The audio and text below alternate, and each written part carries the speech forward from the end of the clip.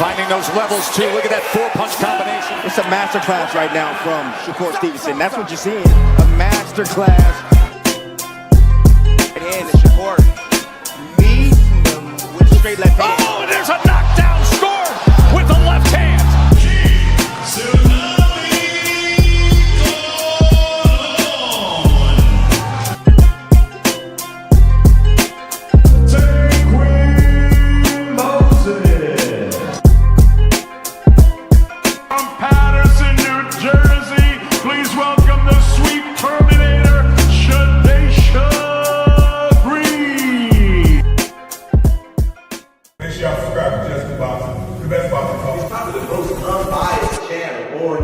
Right now, we're going to give him his just due. Shout out to my brother, Just Due.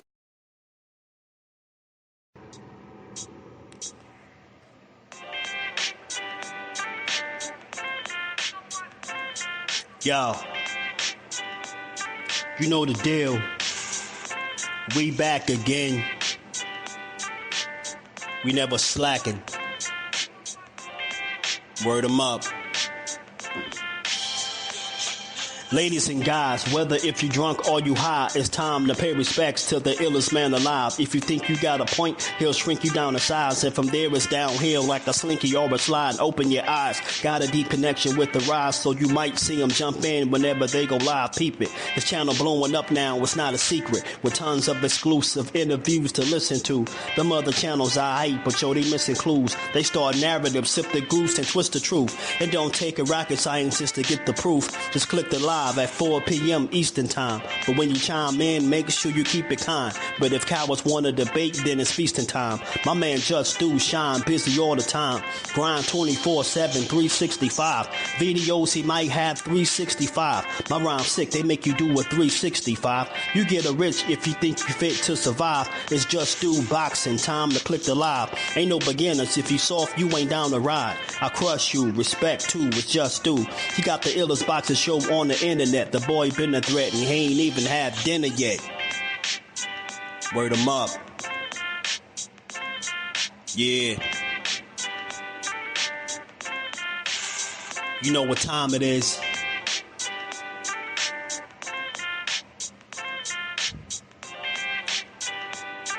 "4 p.m. Eastern. Click the link.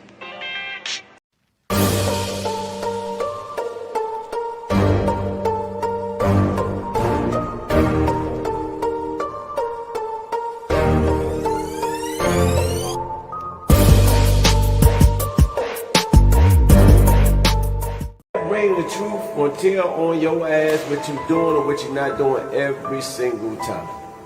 You can lie, you can bullshit and all that, but when that bell ring, if you ain't put that work in, it's gonna show, bro. It's gonna show. Not to mention y'all in a sport that can cost you your life. Literally, you can die in this shit. So if that's the case, man, if you're gonna do this, don't bullshit with it. If you don't really want it, say to yourself, keep it real with yourself. I really don't want this shit. I can't put the work in that it requires. Walk away. Ain't nobody mad at you. Go out there, you're young enough, you go get educated, get a skill, do something, man. But don't play with this, man. People you can get killed in this shit, man. What's good? What's good? Shout out to the family. How y'all feeling on this Friday the 13th, man? Spooky hours, man. We gonna build for a little bit. We late. Been having a rough week, man, but we getting through it, child. We gonna get to it. We gonna build for a couple hours, man. We ain't gonna be here too long. I just want to go over some things, man. We're gonna talk about it, man. I got a review. This Conor Benn sit down, this interview that he did with Akin Barak. He had a lot to say, man, as y'all see by the title. And he even said he'd take the rehydration calls with Shakur. You know, we're gonna talk about it, man. You got the welterweight Devin Haney, you know, going back and forth with guys at 54. You know what I'm saying? It's a lot going on, man. But we're going to get to it, and we ain't going to take a whole bunch of time today to get to it, man. How y'all feeling, though, man? We don't got no big fights this weekend, but we got a big one coming up at the end of towards the end of the month. Got a week away, man. Let me say what's up to the fam. How y'all feeling though, man? Ace, what it do, my guy? How you feeling? Educated Jab in the building. Teach was good. Carol Cooler, my guy. What's good with it, bro? JP's in the building. What's good, my guy? All right, Garcia shouldn't be allowed to fight. I mean, look, it is shout out to 252. I hear you. As far as Ryan Garcia, it's this simple, bro. You got to consider this, right? I know where you're going. I get where you're going. I'll say I don't think that he don't deserve the fight. I just don't think he deserved to fight for a title, right? Like he clearly didn't earn that. He coming off a loss, an embarrassing loss, a layoff, a fake ban, all types of stuff, right? And right again, he just springboarded with another opportunity, even a bigger opportunity than the last one, right? It's just like it never stops with this dude. So one thing you got to consider, and I know it don't sound right. I ain't saying it's right, but we was talking about it yesterday, and we, I've mentioned it several times on the channel. At the top, where Ryan Garcia is operating at, it's a business, and they're gonna always consider the bottom dollar. That you know what I'm saying, before anything else. Like they're gonna always think about the money that they can make with him, and the fact that he can sell tickets and has a following, it kind of gives him more rope to hang himself, if that makes sense, right? Because he can sell tickets, and right, we've seen worse stuff, but they just they're giving him a pass. So what you're saying is right, spot on, bro. But I just want you, so we all on the same page. Like we get it. I get exactly what you're saying, but you know what? The very interesting thing about sports and boxing is winning cures a lot, right?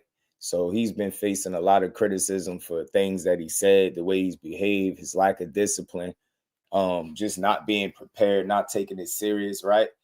But he could change all of that with the right kind of win on the 21st. That's the crazy thing about boxing. And if he was to get on the straight and narrow and get the most out of his career, he'll be able to put some distance between himself and all of that stuff that people know him to do that they wasn't liking him for. You get what I'm saying? So I'm about second chances. I'm about, forgiveness to a degree, right?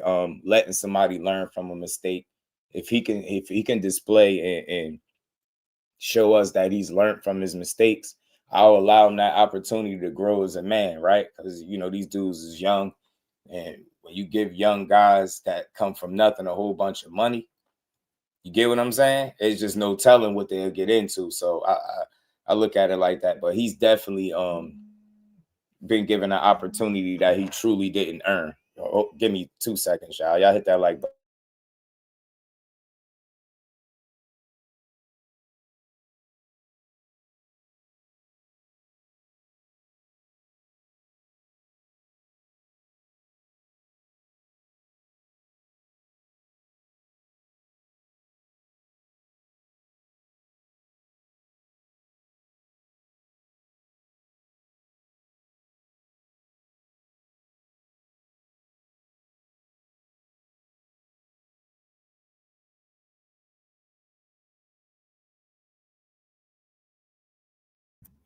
My bad, y'all. I had a phone call. Marcus was good with it, bro.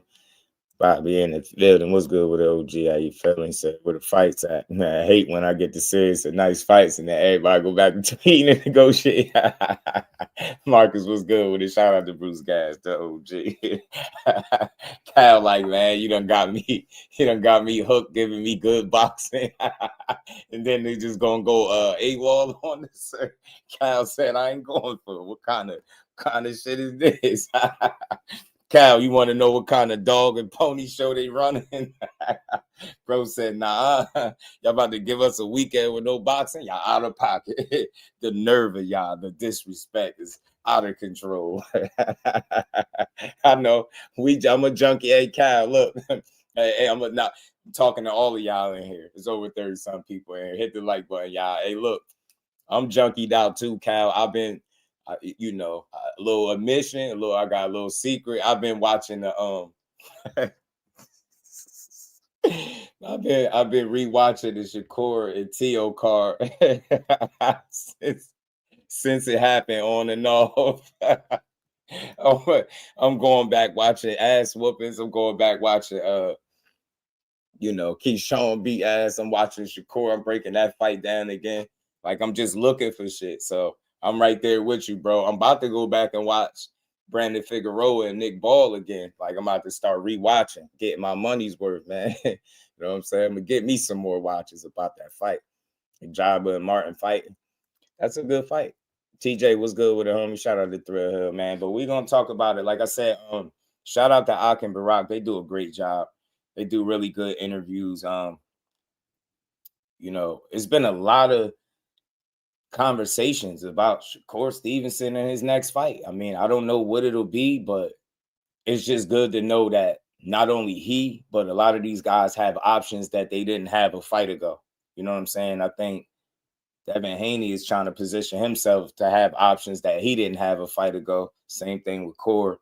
Conor Benn, since winning the Chris Eubank fight in the rematch, he's looking to get an opportunity at welterweight, whether it's the winner of Barrios and Ryan or he's talking about fighting Shakur. He has some interesting comments to make about Tank Davis. We're going to get into all of that, man. I'm about to pull that up. We're going to react to it. Like I said, y'all, we ain't going to be here too long today, but we're going to build. Plug Cap, what it do? He said Ryan got people scared. Jamming T said, what kind of fall off is Mayweather experiencing? You know what I call that, Jamming T? Pro Box Tonight? You're probably right. You know what I call it, Jamming T? Rich people problems, right? Like where there's smoke, there's fire. So when I look at stories like that, you tend to think it's some truth to it. Got to be something to it, but rich people problems, because I just refuse to believe he broke. Like, I'm gonna have to see them taking mansions, repossessing cars and shit like that before, you get what I'm saying? Before I want to believe that Floyd ain't got no money, bro. You get me? Now, maybe it's a dispute and he's supposed to have even more money, but my refusal to believe that is at an all-time high. I'm giving them the benefit of the doubt too, of course. But hit that like button, y'all. Sub to the channel. Super chat, cash app, support the grind. We're going to get to this build. We got to get to this video. Like I said, shout out to Ak and Barack. Conor Benn, he sat down with them. He chopped it up. That's what winning a big fight does for you. Winning big fights, it provides you with another big opportunity after that, right? And that's what all these guys are looking to do. Devin Haney got a meaningful win, looking for a big opportunity. Same thing with Core. Same thing with Conor after beating Chris Eubank. All of these guys, you got Gary Antoine Russell and Andy Hiroka coming up. We're going to play the Inside the Ring video with Gary Antoine Russell. You know what I mean? Yeah. He in the mix. 140 is lit. If Shakur stays still for a minute, if he say the hell with 135, 140 is going to look promising, man. I think he could really do some damage up there. I'm not even going to hold you. Yeah, man, hit that like button on both sides. Run the lights up, man. Let's really hit the like button. But we're going to get to this, though, y'all. Don't worry about it. Let me get this up, man. DP Rocker, my dog. What's good with it, famo? How you feeling, man? Let me get to this, man. Yo, they got Rolly Romero is in the mix to make fights, bro. Him and Conor Benn would be a good fight. I'm telling you, Conor Benn and Rolly would be a good fight, yo. Seriously, it really would. It really would. Xander Zayas going at Haney. Haney talking back. It's a lot. I like this. I like what I'm seeing, man. People all arguing. You know what I'm saying? People arguing and stuff. Let's get to this, man.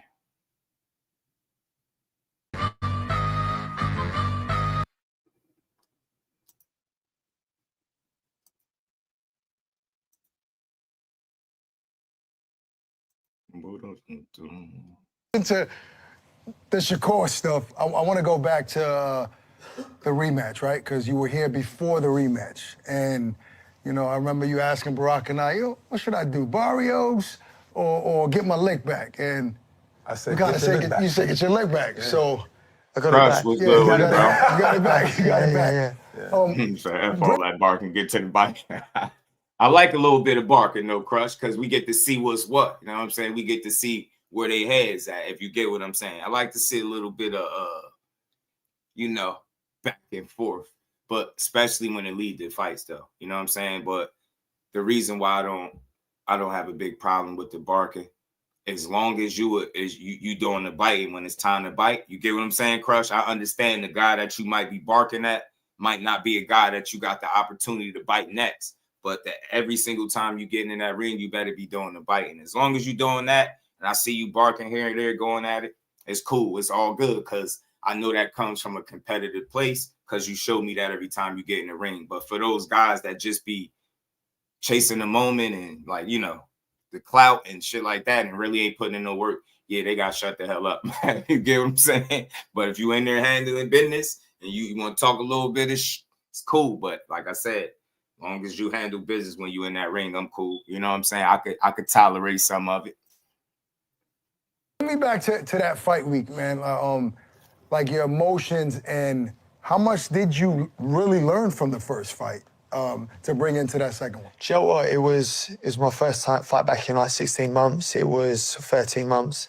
It was my first fight at middleweight. It was my first real sort of step up, right. The first fight. So you're bound to have question marks. You know, everyone's saying I didn't stand a chance. And no matter how confident you are in yourself, right. You sit there and you go, well, there must be something I'm missing. Like, am I delusional? Right. You know, he's fought the big names. He's fought at 168. Saunders, yeah, George Groves, right. Ildrim. You know, he's just fought loads of big names and big guys as well. So, you know, I thought to myself, well, this little welterweight, am I just being delusional? Or do I actually think I can beat him? And you know, I'm glad it was fight of the year because it just goes to show that, you know, if you do want to beat me, you're going to have to go to the well and back, even at middleweight. And in my head, that was like a box ticked. Even though I didn't win the fight, it was a box tick for me mentally. You got to remember, I'm a silver spoon kid, right? So they say. Yeah, I'm a Nepo kid, right? Yeah. I've had it all handed to me on a plate, right? Right. You know, so for me, it was like, well, that was fighting with, I fought with everything I had.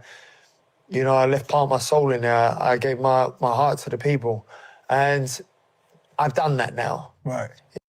And real quick, I don't think he's been handed everything. I think he's a product of a fighter that had a father that had a name in the sport. And, you know, I think very early it was a lot of questions, right? Will he just be another son of a father that was nice before, or is he going to be nice in his own right?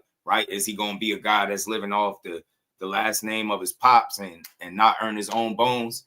And if, you know, after those first 10 or so fights, maybe even 12, you know, you had those questions, they was looking legit.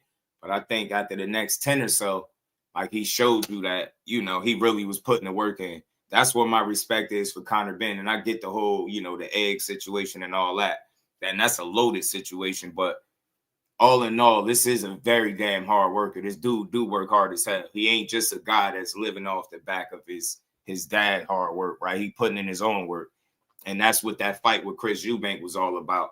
You know, I could look past the rehydration calls. The only reason I even brought it up is because he was very adamant about not needing one and not caring what weight he fought him at. But to fight outside your weight class and to fight a guy like Chris Eubank, that, you know, that kind of experience, fighting the bigger names, bigger bodies, for you to get in there and fight him, I respect it. So it is what it is. I just want to see what he going to look like once he go back down to welterweight. You know what I'm saying? I'm very interested to see what Conor Benn going to look like at 47, somewhere he ain't been since, like, what, 21, 22? You know what I'm saying?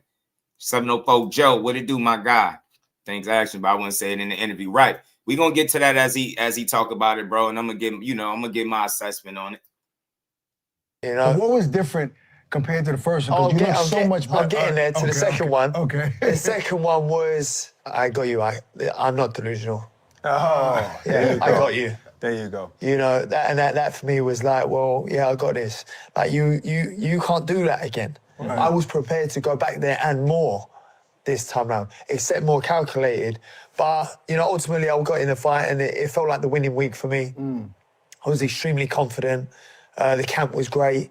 There were no intensity. There weren't no bad blood as to say, I don't like him, but they weren't like, I want to render you unconscious. I want to put you in hospital. There weren't none of that in my head. It was, I'm going to beat you systematically, like I said. And that I did. So what did this do for your confidence moving forward? And that you got to keep that cool head, man. You can't go in there and blast everybody out. And you tried that in the first fight and it backfired. It was a fight of the year, but still, you didn't win it. And when you did, when you was more systematic, you know what I'm saying? You was more calm, more patient. You took your time and picked your shots a lot better, and you end up outboxing them on points. Get what I'm saying? So think about what you had to do in order to beat him. You get what I'm saying? You can't just blow through everybody like that, man. What's going to happen when you trying to mow somebody over and they ain't going? You know what I'm saying? Shout out to Reef. You already know, bro. Because when I used to look at you in my head, I used to say, he's a small 147-pounder. I really felt that way. I am. And now you moved up to 160. You did that. You beat this huge guy. What does that do for your confidence coming back down, looking at these guys in the welterweight division? Yeah, listen, it's now going to be another fight getting down to 147. But ultimately, a lot of people saying, oh, you can't just be up at 160 for 2 years and then come back down to 147. And the same people that said I couldn't go up to 160 and beat Eubank in the first place are the same people saying I can't go back down to 147. You know, so for me, what I'm going to do is I've been disciplined over the Christmas festive period. You'd think with the money I made, I'd be chilling. You know, but ultimately for me, I'm just eager to get more. I'm on the hunt.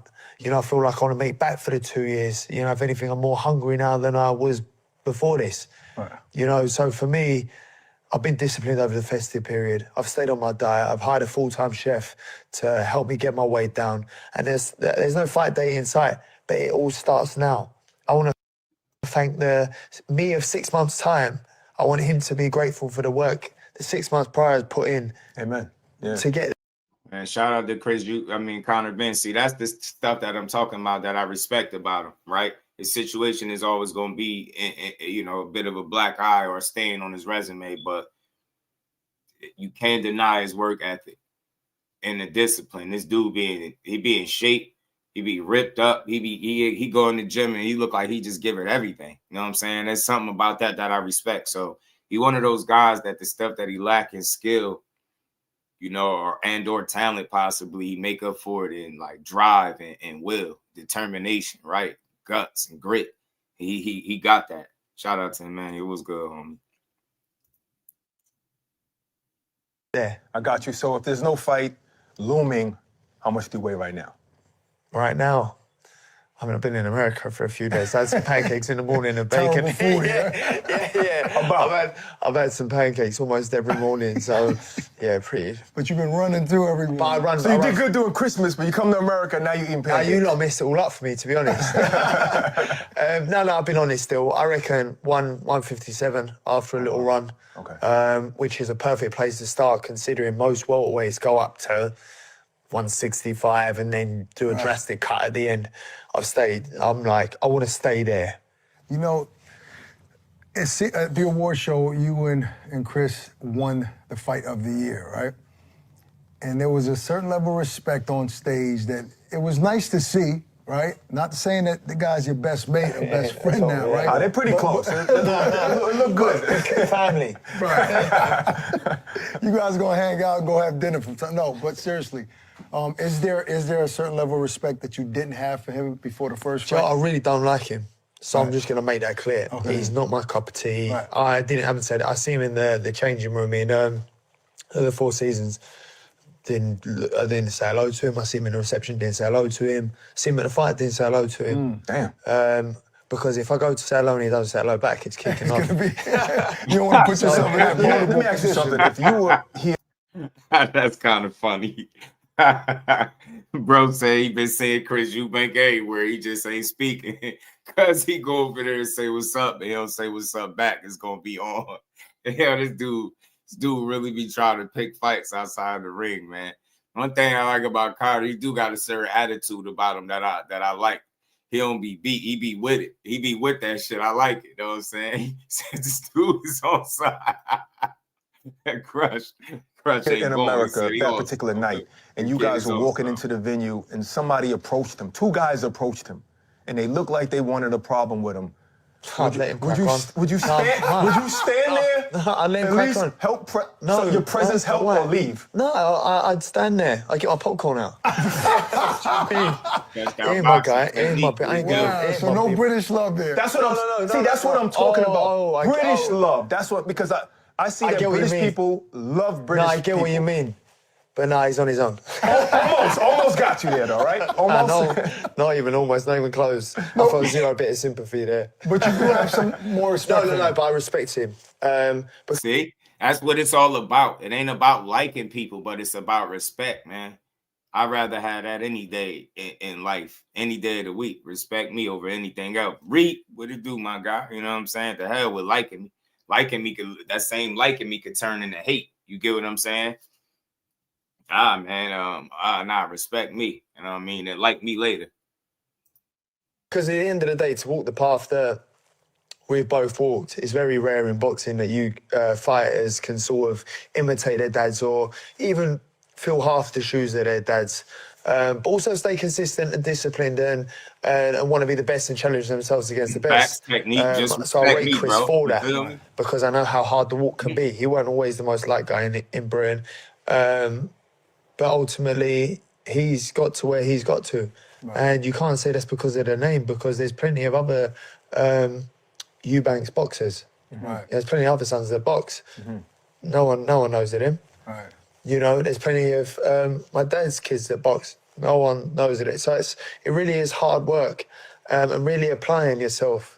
Because ultimately, you get found out eventually. Eventually, your car will be you can live off the name for so long. Yes, right. It's happened so many times in the sport. Yeah, like you can not even live off things. You still got to work, but it shows that the lack of discipline, the lack of work ethic will show eventually. And you got to remember, you're under the spotlight, so we're getting criticised left, right, and centre from people we know from the world, essentially. So I respect Chris for that. I respect.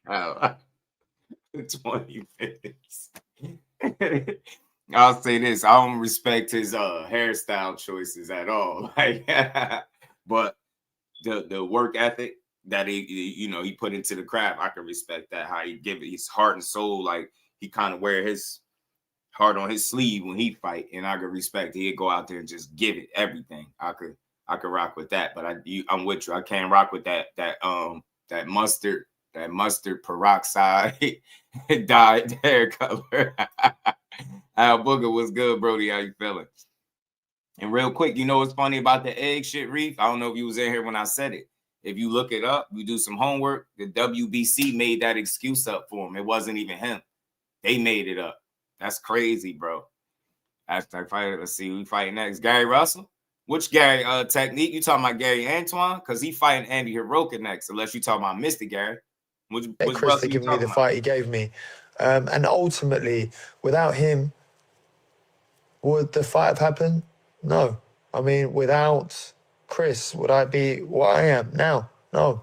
You know? And I'm going to put my ego aside and say that. Yeah, it takes a man to admit that. Yeah, I'm going to put my ego aside and say that. And I would like to say the same for him. I'm not sure if he'd admit it, but the reality is, when was the last time he done a stadium show before me? You know, so ultimately it takes two to tango, and I give him my respect for that. Because thank you, Chris, you changed my life as well. You said that's commendable. I can respect that as well. Like he shout out Chris because that opportunity, like you didn't have to say yeah to no rehydration, and he didn't need you. You needed him more than anything. You get what I'm saying? So respect, man. They made a lot of money together. They had a fight of the year in the first fight. That second one is whatever, but you know, Conor Benn did get that dub now. Can't wait to see how you look at 47. Despite all the money you made, you still have this hunger. You're more motivated. Because look, Marvin Hagler once said that it's hard to wake up and run when you're sleeping in silk sheets. So I've been sleeping in silk sheets my whole life, bro. That's true. That's true. But have you started to think of like a quota? Like I want to make a certain amount of money, 100 million. or I want to win a certain amount of titles before I move on to 100 million. 100 million, that's your number. That's my number. No, what are you saying with 100 million? Making 100 million your total career? or having 100 million? What are you saying? Yeah, well, I don't know if I can make 100 million off one fight. I don't know where. I'm just saying having 100 million. No, when I say quota is the amount of money you've made in a career. That's 100 mil. Right. And would you hang it up after that? Probably not. I keep thinking to myself, and I was speaking with my wife, and she's like, yeah. My mum thought I was retiring after this fight. Your mom? Yeah, she's gone. Because I went to her, I said something, and it's all. There was like a cliffhanger, and she was like, "Oh, Conor, I thought he was going to say you're going to retire." I was like, "Mum, just get started. What are you talking about?" You just kicked the door down. Yeah, but ultimately, me and my wife said, "Oh, you know, like, when are you like going to retire then?" I'm like, and then the thought of it, because I always wanted to retire at 30, right? And I thought of it, and I'm like, I actually don't know if I can. I actually thought it the other day, and I'm just like, I actually don't know if I can retire. At 30? Well, I don't know if the thought of retirement actually is now, because I said I was going to retire at 30. It's now quite a daunting thought for me that I have, and it's like, oh man, I've only got I've got half of what I've already done. Right. So it's actually quite a scary thought for a fighter, and I think as a young fighter, you go, I'll retire at this age. And then when it comes to it, you're like, actually... You can't mess with Child, bro. I ain't gonna be able to get through this messing with you and Cal, bro. Why? You say you got Brock Lesnar hair up top. It's crazy. Plenty more to give. And now I got sound that like UFC, WWE grade up there. Fighters that go, but they're like 36, 37, they go in the pay shape. See? That's why I can't mess with y'all. Leave me alone today. Yo, it's Friday. Y'all just chill. I'm trying to let him make it. I understand he's sitting up there looking like a 2026 Golden Lord from Meteor Man. Like, definitely. And he diesel as hell. He definitely could be like one of the lieutenants of the Golden Lords. You know what I'm saying? Sitting up there with that shit. Because that's all I see when I see like Sinbad, Golden Lord, like, you give a Slim Shady vibe, like why you all that colors to dye your hair, you went and did that. I see. That's why I wasn't trying to see the comments, yo. Y'all, I ain't gonna be able to stop. He should have left that mustard out his head. That man got brown mustard in his head. It can't be, but ultimately, I get some it. fighters are like honey mustard. 38. You know what he did with Chris Eubank. Who else there? Bivol, but yeah. Bernard did well for the late, but not too many, though. Not too many. Not at all. What up, fight fans? It's your boy Ak. And I'm Barack the Boxing Bully. And we teamed up with our partners at Draft. Get you a big fight, and that's why Ryan $1 bet into 300. Yeah, I see that Eddie wants you to stay on track because you were on track to fight Barrios 3 years ago. You forsake that for this big fight. Would you forsake the title again, even though I know you want that WBC strap, to fight a Shakur? Because you guys had words. Joe, it's such a hard one. It's such a hard one because you can ask me again because you asked me last time. What's the catch here? So what's the pros? You can't say it. What's the pros of fighting Shakur? I can respond. What's the pros of fighting Shakur? And what's the pros of fighting Barrios for the world title? So you tell me, and then we can sit down here and logically weigh it up together. I would say that there's more pros to fight in your own weight class. And not to bring the smaller guy up, no matter what. Even though, let's just say you could beat Shakur, you don't get as much props as beating a smaller guy. You know what I mean? Now, Shakur is a hard fight. That's a hard fight for everybody on the planet, I believe. Okay, I wouldn't say hard fight. When you say hard fight, I think Gatti Ward. No. I mean hard Gatti Ward. Hard to beat. That's a stupid fight. Like, with all due respect, people love the Gatti Ward, but that's a stupid fight. Why the hell would Shakur go out there and do that? Bro, his name, if he was that kind of fighter, his name wouldn't be mentioned in the conversations that is mentioned now. They wouldn't be making no Floyd Mayweather comparisons. They won't be sitting up here talking about the best boxer in the world. They damn sure won't be talking about having the highest plus-minus ratio in boxing and none of that. Gatti Ward, see, that's your problem. That's why Shakur, I'm telling you, go ahead. I'm going to say this and I'm going to mean it, yo. If, and I don't think this is happening, by the way, but if for any reason he would have taken a fight with Shakur and accepted 10-pound rehydration, I think Shakur would properly prepare for the fight, and I think he would beat him. it's his mentality. Like, he think he could just bum rush through everything and everybody, man. And Shakur showed you that Williams Zepeda had that same idea, and that shit didn't work. I'm not saying Conor Benn is Zepeda because he's clearly bigger, definitely more of a puncher, and more ferocious and all that good shit. But again, with guys that some guys know how to swim without getting wet, and you can't just bully and have your way with everybody, man. So I don't know, man. I think a boxing lesson to be on display. You know what I'm saying? Son Childs, what it do, my guy? Gotti Ward, man. D Free, what it do, my guy? How you feeling? Shout out to Son Child, man. MAW, my guy. What's good with it, bro? Let's keep going, y'all. We got 50 people in the That's hard to beat. No, he might not knock you out, but he's a guy that's hard to beat. Yeah, nah, I don't think so either. Legacy, I agree. And I agree, bro. Cementing your name in the history in your weight class. You said reaction. I think it's time for that. I think it's time for you to get the winner of Barrios, Ryan Garcia. All right, let me give you my take before you respond. My God. No, let me give you my take. My God, I asked the man a question. Right. He's going to answer both sides. I disagree with you, so I'm going to give my take. Okay, cool. So, legacy sounds good. These belts are great. And I respect the sanctioning bodies, right? Don't say that and then say a but. Because that negates it. You can't do that. No. Give the other side and that's it. No, two things can be true, okay? I respect the belts. Not when you say the word amazing. but. You just I'm negated not saying but. And in addition, you can't have both, so you can't say and. Legacy is about, you said it on this show on that couch that Miguel Cotto told you about my children. My children, right? So I was just about to say that. My legacy is my kids. And I'll say this. Oh, so wait. So you think fighting Shakur is more money? Hold on. I gotta finish. No. You can't. So y'all not making sense. Hold up. You clap. Stop. That didn't make no sense, that little clap right there. Let me finish that my didn't make no sense. Hold on, Conor.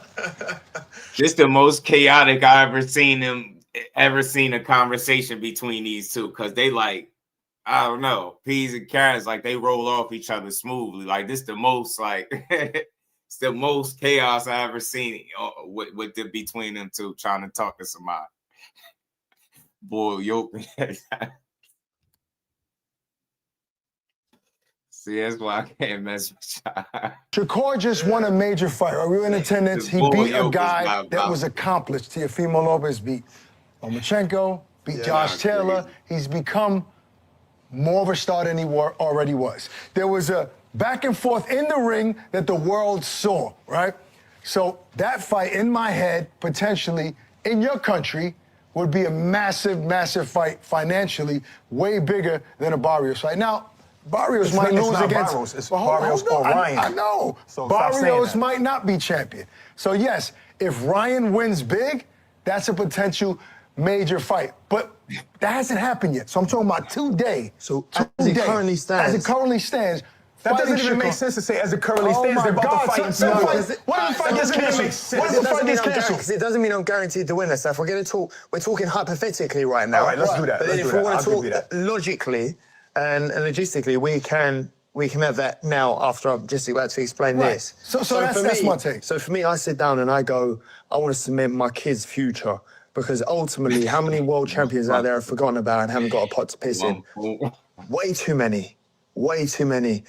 You know, so for me, I'm, riding this wave. But ultimately, for me, I want my kids to be sitting comfortable, to have every advantage in life. And it'll be thank you, Dad. It'll be thank you, Granddad. Thank you, great-granddad, for changing our lives. You know, and the same with my dad. You know, I let my kids know how this started. Right. You know, because we're favoured and we're blessed.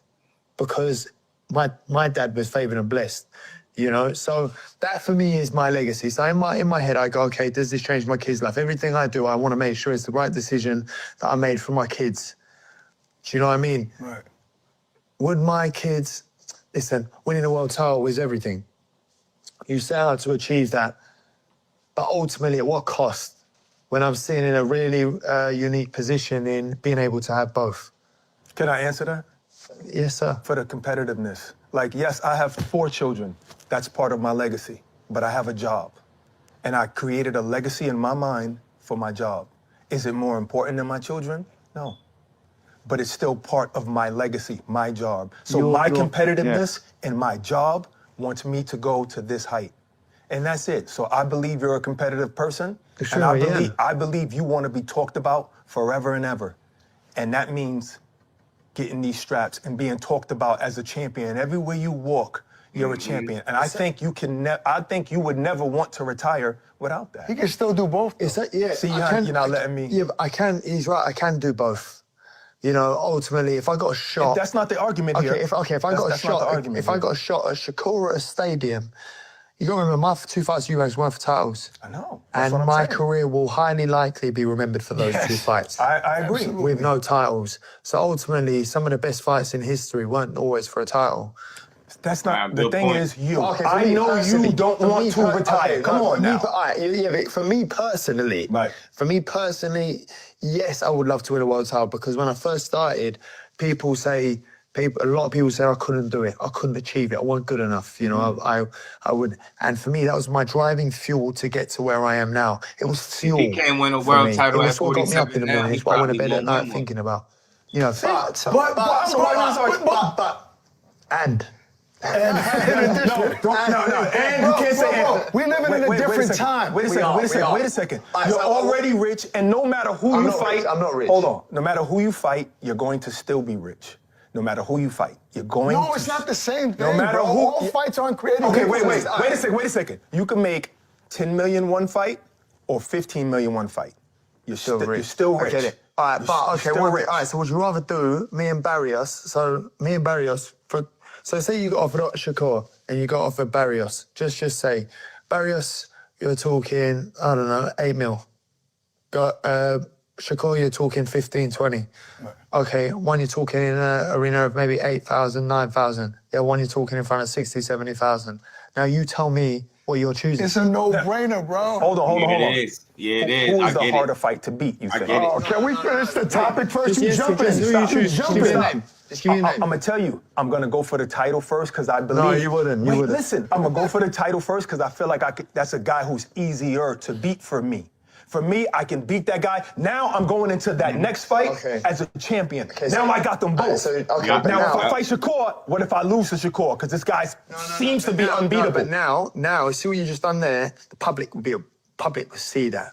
So ultimately, you're now world title. Your world title's now invalid because you chose the easy one because you think you get beat by Shakur. Now the public will see that and call you up on it. No, they won't because he's not in your weight class. He's not in your weight class, and your dream. You always have. You always say you want this belt. People don't always say. Yes, they do. Because if you beat somebody that's from the 140-pound division, they're gonna talk about it. I've just gone up to I've just gone up to 160. It's the most I've seen them go back and forth. People care about that? No, like people aren't bothered. People complain about everything. Hold on. Let me chime in here, all right? Thank you. We're living in a different era. I respect the belts. This is not disrespect. But in reality, when you get to his level, when you get to that level, right? It's about the big fights. It's about the big fights. So now twist it. So I haven't fought a welterweight for 3 years. Why we got all the world champions calling me out, not each other? So it's the same sort of thing. Even they're doing it.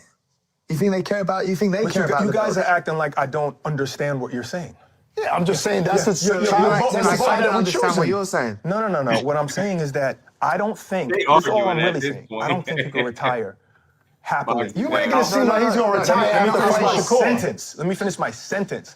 Are you gonna retire after Shakur? I don't think you can retire without. This is the most I've seen him do it, like while trying to talk to somebody. Like they both trying to talk to him at the same time. They just going in. I never really seen him go this. Because look, yes, let's say if you retire right now. Yeah, you had 2 big fights, but you know what people are gonna say?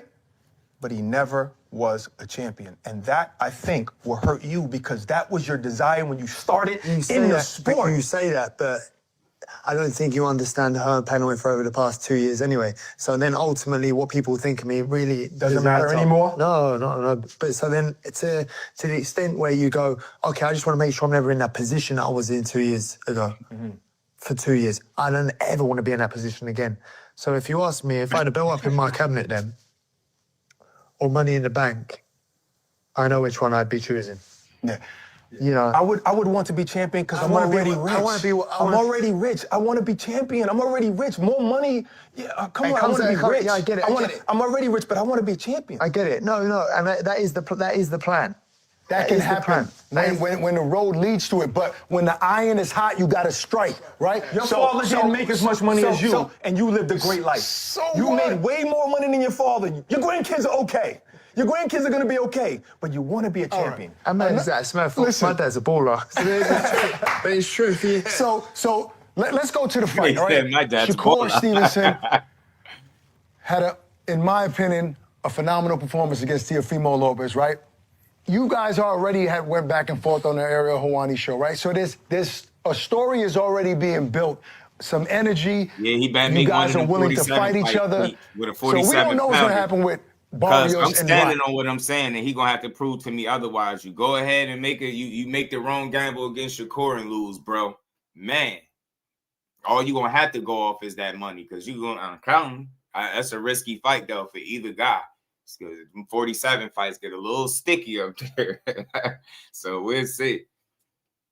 With somebody else, yeah, I'm telling you, I hate it. Right? Instead of just listening to him tell you what he'd do. You know what I'm saying? But he better make a fight one of them welterweights. And Ryan, yes, he's a big star, but you're already planting seeds with Shakur. Then on top of that, you guys go into the ring and go back and forth. The world is watching. So, in my opinion, the iron is hot right now with this opponent. We can listen. And then you're forgetting Rolly. You know? Oh yeah, that's another thing. Another guy I want to bring the up. Garcia Barrios fight. It's a bit of a hard one because ultimately, unless I have something signed by the end of this month for Garcia or Barrios, the winner, then I'm gonna give that a pass because Garcia's a liability. You don't know whether he's coming or going. You don't know. You just don't know. He's a loose cannon, and I'm not gonna risk waiting out till September. You know, with no fight day. You know, for a massive fight, for a massive payday. You know, if we can't get something tied up for me and Garcia, you know, July, August, latest, then, you know, I'll do Rolly in May and then unify against Garcia. That's what I'm hearing, that Rolly, rumors that you and Rolly also went out head-to-head. Yeah, we're in talks, yeah. Right. Me and Rolly. But Eddie, because Shakur's his guy as well, he prefers to keep you guys away from each other. Is it safe to say that? Shakur's probably, I mean, Eddie's probably siding with Shakur anyway. Oh, against you? Yeah, probably. Yeah, probably. Yeah. But also, you guys That's are both crazy. his guys, so he probably... That's interesting that Conor Benn would say that. Conor Benn been one of Eddie's guys for the longest. He said he probably siding with Shakur over him. I wonder why he would think that, though. Wonder why he would think that. Oh, against you? Yeah, probably. Yeah, probably. Yeah. But also, you guys are both his guys, so he probably... What was his take on it when you guys went to the back? Did you chat with him about that little quarrel in the ring with Eddie? About you and Shakur? I'll just come over here. I'm just a British kid on smoke. So you didn't tell him, hey, Eddie, I want that fight? Oh, no, I messaged him, yeah. Oh, okay. I'll tell you what was his response? I'll tell you. I said, if he's going to call me out, I'm going to make my presence known. I want to do Shakur next. I was talking to him today and he's adamant he wants the rehydration clause. I said, I'll do it if the numbers are right. So you were willing to even do the hydration clause? I would do the hydration clause because you know what? I'm disciplined. I'm extremely disciplined. Like, I mean, my discipline is unquestioned. Go ahead and you know, so for me, getting the weight down and doing it right, you won't see me doing our Eubank business, posting like sympathy, even on like sweatsuit and that. I'll do the weight properly, and ultimately, it comes at a price. It definitely comes at a price, and that's what that fight would be. And do I fancy that fight? Yes, because I love the challenge of it. Right. It is a future pound for pound great. I think he's too small. I wouldn't try and box him. I wouldn't try and counter. I'd just steam straight into him. I'd steam into him. I'd fight him. I would take it to him and rough him up. Give me your honest opinion of his performance. Honest opinion. Somebody send it to Shakur right now. I'll steam it. Steam. What do you say? Yo, UK slang is funny as hell, bro. Man, they slang, the way they talk is funny, bro. I said I'll do it if the numbers are right. So you were willing to even do the hydration clause? I would do the hydration clause because you know what? I'm disciplined. I'm extremely disciplined. My discipline is unquestioned. You know, so for me, getting the weight down and doing it right, you won't see me doing our Eubank business, posting like sympathy, even on like sweatsuit and that. I'll do the weight properly, and ultimately, it comes at a price. It definitely comes at a price, and that's what that fight would be. And do I fancy that fight? Yes, because I love the challenge of it. Right. It is a future pound for pound great. I think he's too small. I wouldn't try and box him. I wouldn't try and counter. I'd just steam straight into him. I'd steam into him. I'd fight him. I would take it to him and rough him up. Give me your honest opinion of his performance. Honest opinion. Truthfully. Honest opinion. pound for pound, future grade performance. But if you're talking from a boxing perspective, yeah, phenomenal. Like, I mean, skill, ring IQ, speed, sharpness, agility, accuracy. It's 100, 100, 100 if you was playing a video game. Right. But, and a big but, it is so boring. It is so boring. Engage, let your hands go. People want to jump to money made, forget pre-boy. It's like, let your hands go. Like, if you know he can't match your speed, if you know he can't match your speed or your ring IQ, set the traps up, throw 3s and 4s. Why are you... But you're still at risk. Teofimo's still a guy that's explosive, so... No, it was... He's not the guy that's going to steamroll you. It was going one way. Yeah, but I think in this sport, you like what you like. Right. You know? Just look at it. Just think about it from this perspective, Teach.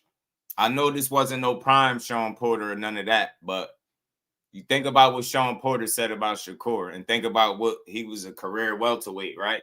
You get what I'm saying? Think about how he felt about Shakur being physically strong and how he didn't win a single round when they sparred, shit like that. Get what I'm saying?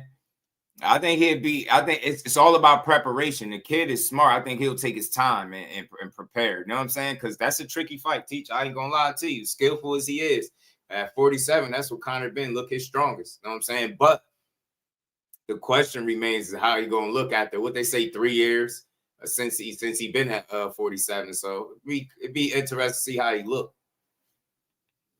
Me, I'm somebody who can appreciate the whole totality of the sport. I can appreciate So when I see Shakur, I say, wow. But was you on the edge of your seat? I don't have to be in every fight. I'm on the edge of my feet when I watch Deontay Wilder. But when I watch Shakur, I know what to expect, and I'm like, this is beautiful. Yeah, see, I would... No, that's why I said it's about you like what you like. I wouldn't sit down and go, let's watch a Shakur fight. I got you. So, was that... I would get the boys around my house and go, oh, let's watch a Shakur fight. Because you guys all want to see something different. We want to see vulnerability. No, I get it. We want to see pain. We want to see a bit of blood. We want to see modern-day gladiatorism. I get it. But isn't it about winning? Gladiatorism is even a word. Of course, I say that all the time. Gladiatorism. But isn't it about winning, Conor? Winning. Oh, see, it's hard because imagine if we'd done all the talking, me and Eubank, and the fight was just... Nah, see what I mean? You can't, because people don't watch. That's the biggest difference right there, listening to this, between him and Shakur's mentality. He too brave for his own good. But what happens when you can't rough everybody up? What happens when you can't knock people out? We seen how fights look when you can't get when you don't knock somebody out, or you know what I'm saying? Somebody end up standing to your power. It looked like a totally different fight. So. But there are people booing in the crowd at some stages. And the counter to that is, but I'm securing my legacy, which is my money for my kids, and I need to win. And I came here to win. Though? But at what cost? The $15 million you made. But did you even win, though? Because, of course he won. But I'm like, because then people don't want to watch you fight. But you haven't got much personality. You haven't got much personality, so people don't know who you are or aren't interested. And also, you're scared. Not scared. Floyd made $1 billion. I think that keep talking about the personality thing is like a overstatement at this point. Like, what is he supposed to do? Be a fucking clown? You get what I'm saying? Like, everybody ain't gonna be a Floyd Mayweather or had a gifted gab, but see, he got the skills to make up for whatever he missing as far as a mouthpiece. What kind of personality do you have? You talk a lot. People that say you talk a lot, they say you talk better than you fight. See, but Shakur fight better than he talk. I'd rather the fighter fight better than he talk than talk better than he fight. Because that's what you do, respectfully. Yeah, but you're forgetting Floyd was a character. Mm-hmm. He wasn't just... He was a savage in his younger days. Had sore hands, got older, changed it up and switched it up completely. Mm-hmm. But he was a character. People invest more in character than ability. But Shakur's defense, people say that, right? What you just said, people don't want to watch him fight. They've been saying that for years. Yet there were 20,000 people at the Madison Square Garden, and most of them, most of them there were there for Shakur. Because if you watch and listen to the ring walk, they were cheering more for Shakur. So. He has a following that's still, people, boxing fans, they complain and bitch and moan, and they're still going to watch. They're still going to watch. What about the Zepeda fight? Yes. That was a great fight. Good fight, great fight. I said that to him. I messaged Shakur. Great fight. I even said it. Great. I'm like, it was a good fight. Yeah. And then he come after and said, I'm not doing that again. But that's pretty buoyant. Cause he's not a dummy. He's not a dummy. That's not the smartest way to fight. You see, he's a smart mechanic. He pull them tools out when you need them. You don't pull the same set of tools out for every job. You get what I'm saying? Every job don't require the same set of tools, and Shakur knows that. Yeah, he knew. You know, as a mechanic, Williams and Payton had a certain set of tools of his own, so he had to adjust and you know, come prepared for that. You get me? You got a different set of tools. He gonna have to fight you a certain way. TL was missing some tools and screws. He fought him a certain way, man. Shakur, top tier mechanic, man. He gonna tune your shit up, turn your shit off, man. Jordan, what's good, my guy? I had to like, but man, we gonna build for a little bit more. Let's get through this, man. Days. Yeah. Right. And he looked sick. He looked good. He let his hands go. Yeah. Let your hands go. Who planned you getting into the ring? Did you plan that beforehand? No. If you're going to call me out, I'll make my presence known. Oh, he called him. Is that what happened? Yeah, Shakur called him. I would never be. Obviously, the Eubank fight was all. You know, we planned on making that fight happen. Yeah. I'd never disrespect a fighter and just jump in the ring, and call it. Right. No, if you're going to call my name, I'll make my presence known. That's why. Well, I ain't scared of you in your own city. Right. I mean, I did walk out there thinking, shit. But Hopkins in Puerto Rico. A lot of people from Newark in the building. I was like, yeah. Walking around making sure everyone knows I'm a British guy. Oh, man. But, yeah, no, for me, it's like, I'm on smoke. And I don't just talk about it because none of these fights get made. It ain't because of me. Yeah. Right. And we can, like, I mean this, and I'm saying this, I mean it. I'll get a contract over to Shakur this week. I'll wait for him to send me one. I'll get one over to him this week. Guaranteed. So it's obviously that's a bigger fight than Rolly, but that's on deck as well. Get a contract. Rolly, we can do in May, is what I'm hearing. You know, so Rolly can be in May. Ultimately, I'm sitting in the car. Bear in mind, I ain't fought this division for 3 years. Right. So you ask yourselves the same thing. Well, why are you lot all calling me out? Because they know it makes sense. It's a big fight. It might make sense. Right. You know, for me, I want to challenge myself also against the best guys you got. People go, oh, yeah, but, you know, you can't do this. Oh, but who do you think you are and all that? I'm Conor Benn, and I want to come over here and fight your guys and give you guys value for money in one hell of a fight. Right. Whichever way it goes. Because now you say, oh, yeah, but it's all about winning. But I'd rather lose an exciting fight than win a boring fight. The Eubank fight, I preferred the first fight. Yeah. Oh, wow. Wow. Yeah, but you preferred it, but you knew in order for you to win, you had to fight the way you did the second time. And that's what Shakur is about, winning. That's the part you can't. He might be a guy that'll put entertaining a crowd before winning. He'd rather look good and lose than look bad and win. He one of them. I don't think that's Shakur. Shakur want to win by any means necessary. That's the difference. This dude keep talking about action, and then it's crazy that you talk like that, but you wasn't throwing crazy combinations in that rematch. You wasn't letting your hands go the same way you did in your first fight, because sometimes you got to make adjustments. Sometimes you got to approach the fight with a different strategy. You get what I'm saying? You can't fight every fight the same way. It's a good chance you would have fought super aggressive in a rematch and could have got beat again. Get what I'm saying? First fight. No, I feel you. Like I said, I won, so I like that one more. What you like? What would be the hydration clause with did you hear any numbers? He's talking £10. I will be able to do £10. It's usually you know, 10. Listen, so you have to come in at £157. I would do £12. But again, listen, that's coming at a hefty price because ultimately I've got mega fights around the corner. Who's Shakur going to fight right now? Right. They're going to do the numbers. They're going to take him to the UK. They're going to sell out 60, 70,000 in a stadium. You know, when I first met you, I said, this kid has an uphill battle because his father is a great, you know, and all of the sons and daughters of great fighters, it's an uphill battle. It's hard. But I feel like you're already out that shadow. That's long gone. But that was a battle in itself. And then I see you talk about when you were younger, you had some battle with demons. And I was like, wait a minute. Well, this kid's been battling all his life? Yeah, well, I mean, that's another whole sort of thing, which I'm probably not going to go down. That's another whole thing about the demons. Can you scratch the surface so we understand a little bit more about it? Well, I was a kid. Right. So being told that you have demons inside you. There you go. You're a kid. Yeah. So how do you know what well, He's you're still being kinda told angle by a buddy position of going. power who are close to God.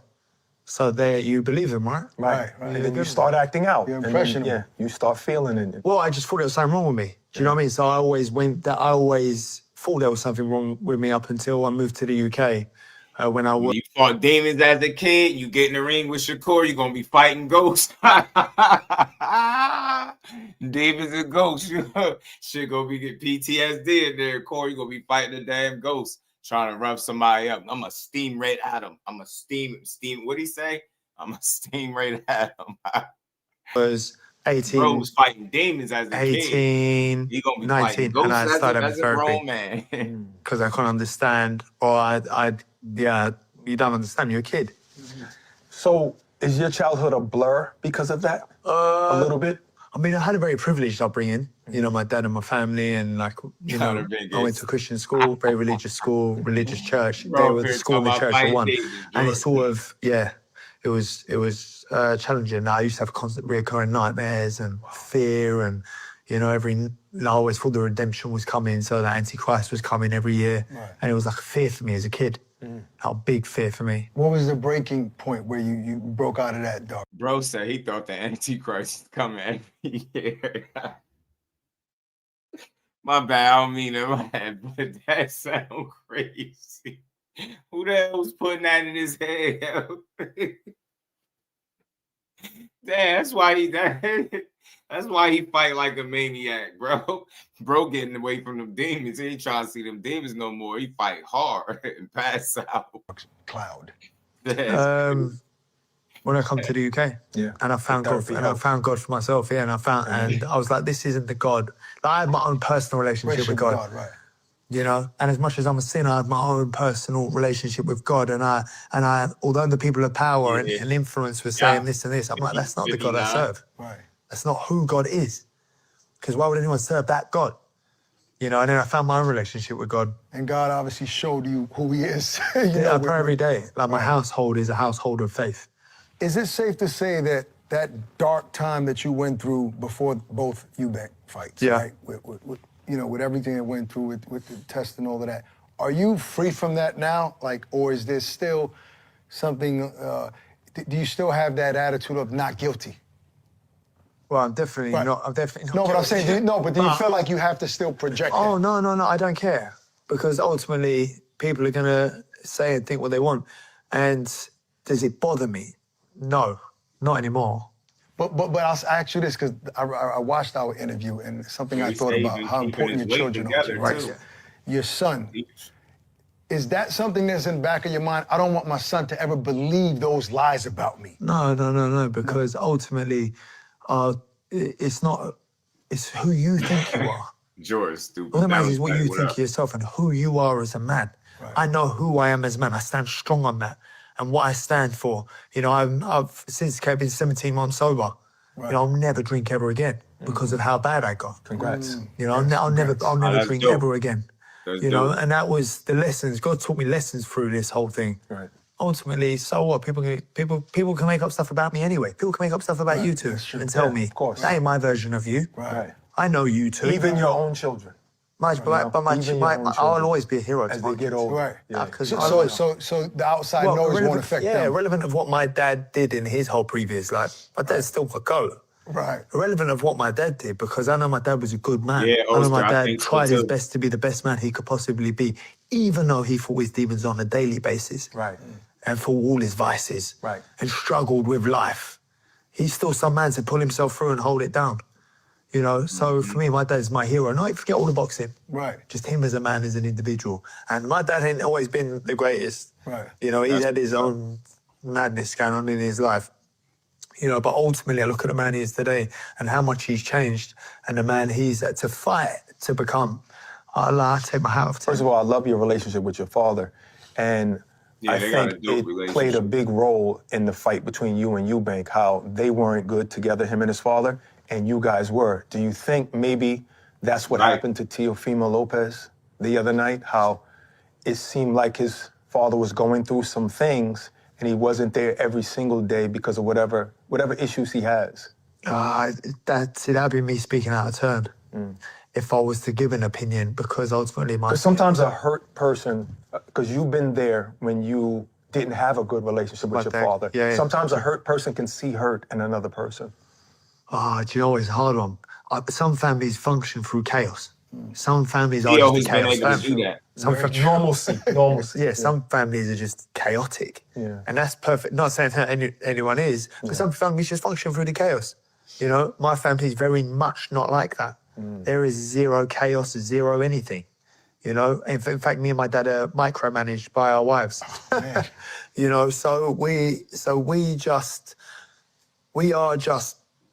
we're not a chaotic family, so we would know this if anything was, it would affect us. But some families fight through the chaos. I mean, that's some so fathers, true. some relationship chaotic. I look at them and go, oh, my My God. father's relationship with me and all his kids were chaotic, but I love him dearly and I understood him. You know, so When I met him, I was like, because I didn't have that love growing up for a father or whatever.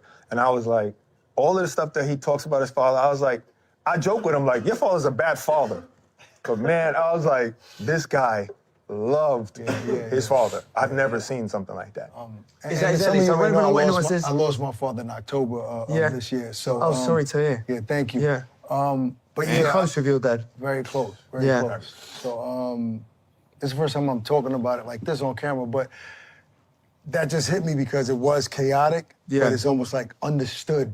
You know what I mean? Like nobody understood him like I did. Right. Yeah. So Yeah, so that's what I'm saying. So some families are different. Yeah. You know? Absolutely. yeah, so let me shift gears here real quick. let me go. Let's talk You all right? about I'm All good. right? Let's talk about Bud Crawford and his retirement, because we just talked about you retiring, right? I mean, the thought of retiring seems scary. It's scary. Do you think he'll ever come back? No, but I know he could come back and just beat everybody. The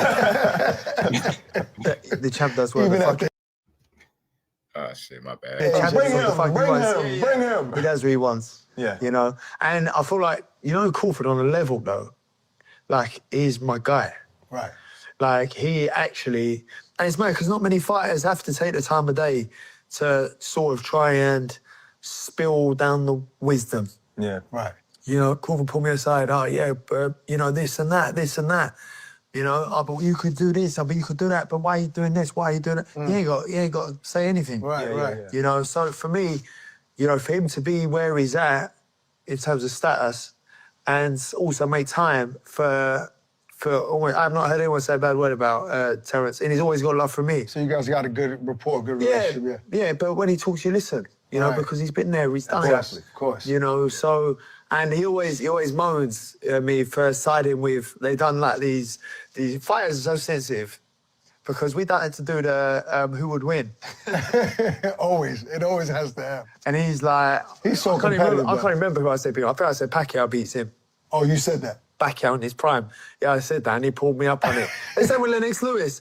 He pulled me up with this other, I can't remember who he said. He was like, yeah, but I really beat him. I was like, yeah, but he's my guy. He's my guy, I like What do you want me to do? Yeah, absolutely. Bro. You said something earlier. I don't even know if it was a joke. You said Eddie Hearn is probably siding with Shakur if he fights you. I don't. Well, whether I mean, that's by a the joke looks of things on socials, it looks like he'd be siding with Shakur. But why is that? What? I don't know. Just how he represents for him and how he talks about him. Possibly. Yeah. Possibly. He's jealous. Not jealous at all, though. Conor Benn jealous.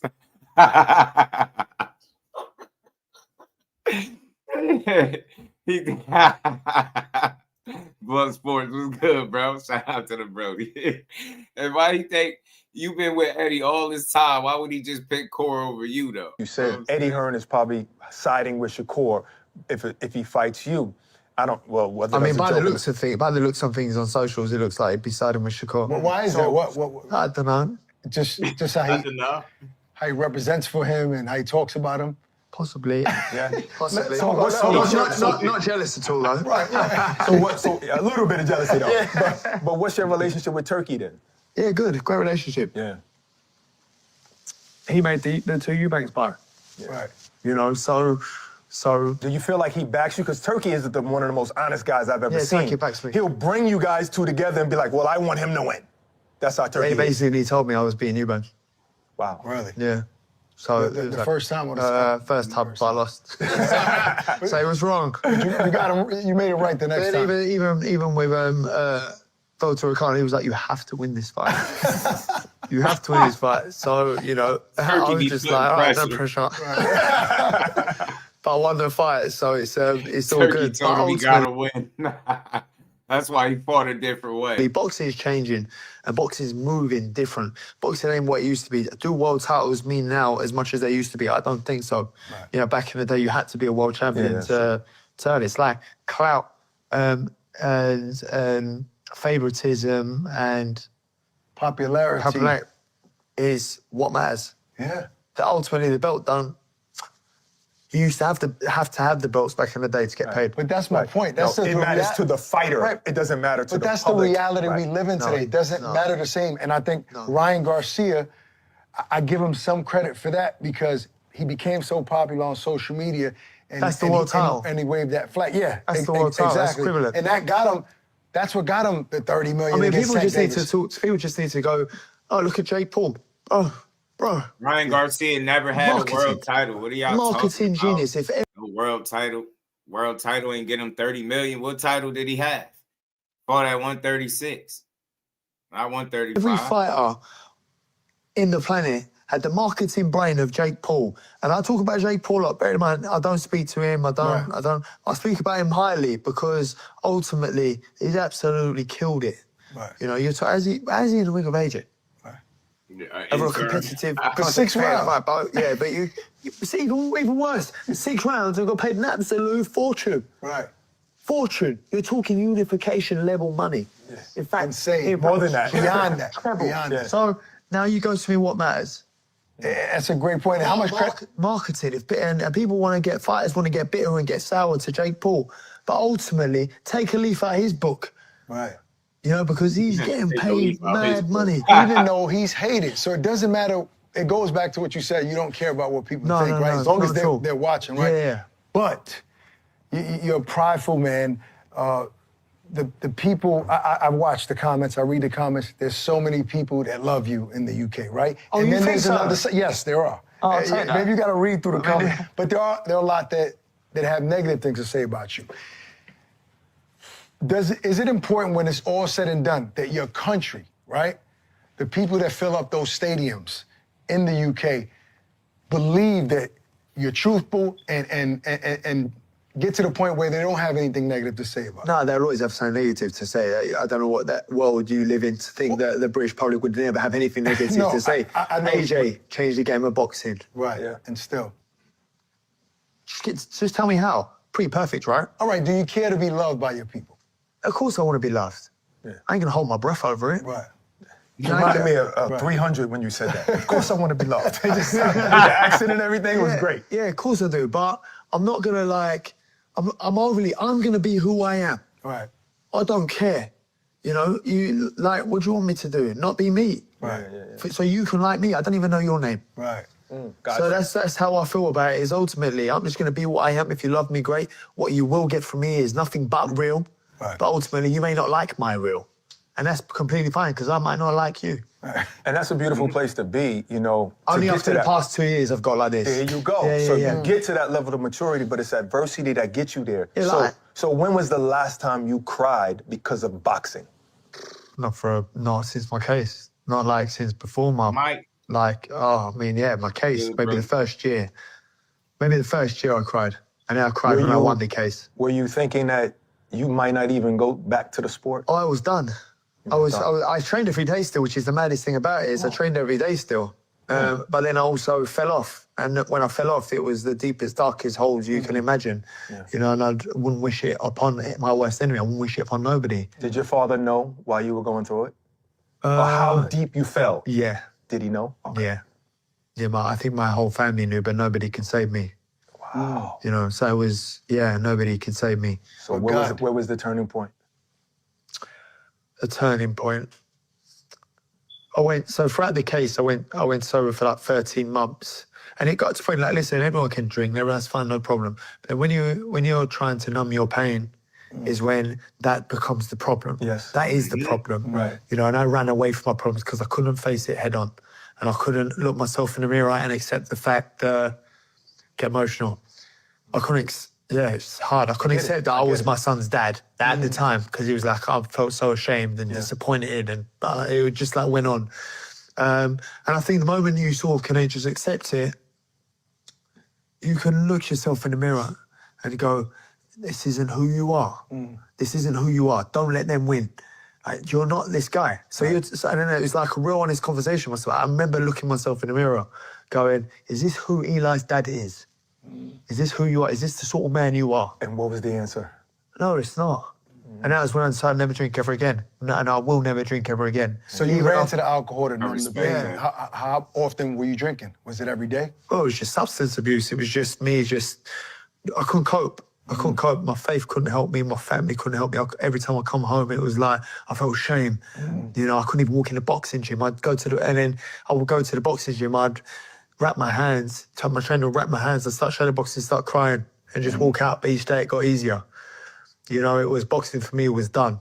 So does that make you... Man, I don't know, man. It's something real human about that I could just level with, man. Like, it's easy to criticize, but you just never know what people go through. And I remember around that time, he was going through it with that egg situation. And people, especially in sports, they don't allow you a mistake. You make a mistake, man, that's it. It's like, he's an F up. Man, McQueen, what's good, my guy? Chilling, man. I had to rewind it a couple times about the Ryan Garcia belt part. I could have heard it wrong. I thought he said something. I heard it wrong initially. I think it's the phrasing, the way in which he worded it. Basically, what he was saying was, now getting popular on social media, that is the equivalent of being a champion. Because back in that era, in order to get to the real bag, you had to be the champion. Yeah. And he was saying, like, that's pretty much the modern day equivalent to it. Like, it's not even about the belt itself. It's how popular can you be. Yeah. And I think that's, honestly, I think it's pretty cool that it's like that. Because then what that does is now it opens up avenues for fighters to be able to say, like, look, this is my worth. And we're really seeing now, especially in light of the WBC situation, that the fighters are the ones who really make the championships what they are, not the other way around. Not the way that they would like us to believe. Because if you can just strip somebody on a moment's notice because you want to enforce a rule that you don't typically enforce, he's like, oh no, you got to pay me. You had nothing to do with sanctioning this bout. So now, to Conor Benn's point, you can circumvent that. Right. Now, if you can get your name popping, or if you have not faith, but if you have a fame or celebrity that you can leverage, like Jake Paul. Right. Jake Paul is out here fighting in these big arenas, Netflix deals, all that other stuff. And you got guys who are lifers in the sports. They've been fighting in the amateurs and doing all this since they was 5-6 years old, and they in the damn Team Combat League.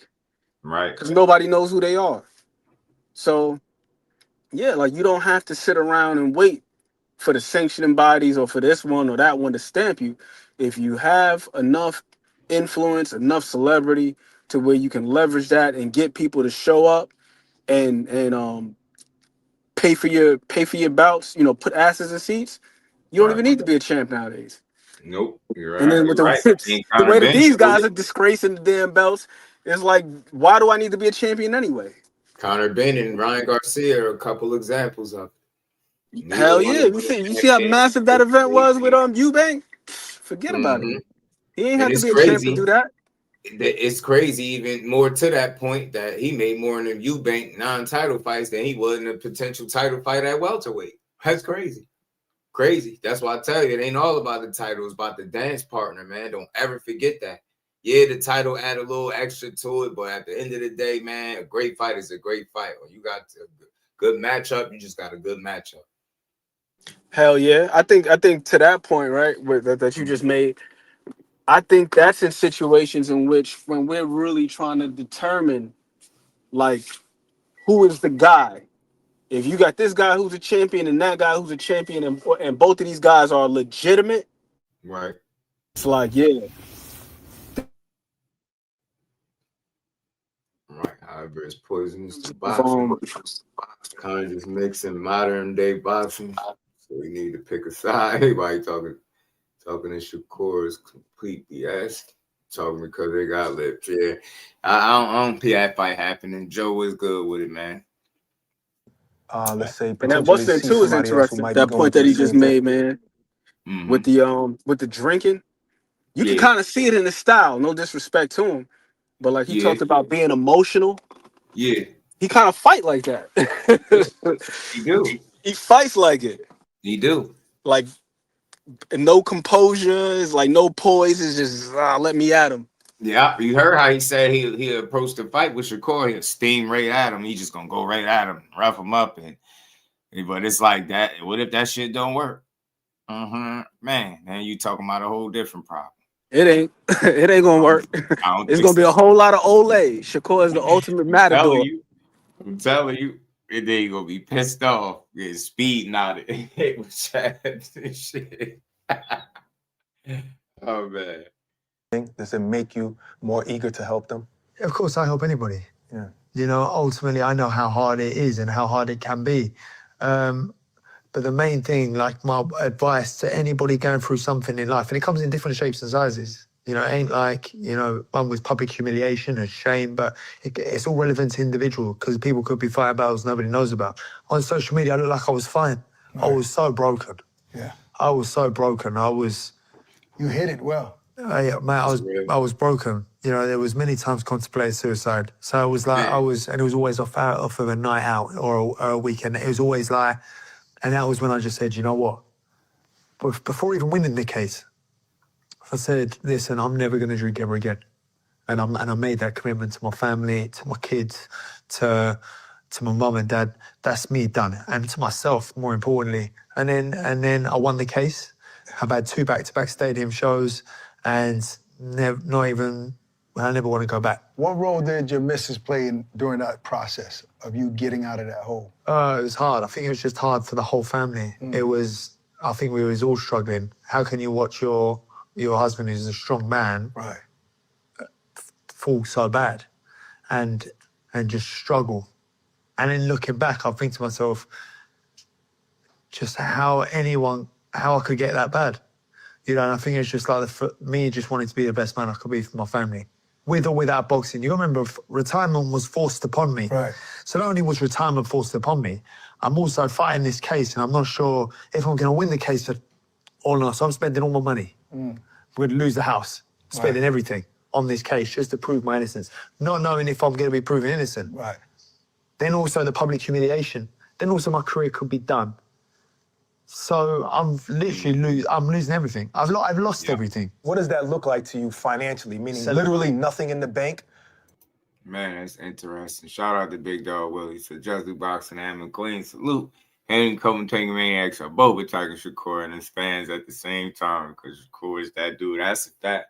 You know what's going on. I'm seeing it every day. I'm laughing at it now. It's funny now because I knew this day had come. I knew it was coming. Shout out to Big Dog Willie. They're going to keep hating. He's going to keep going.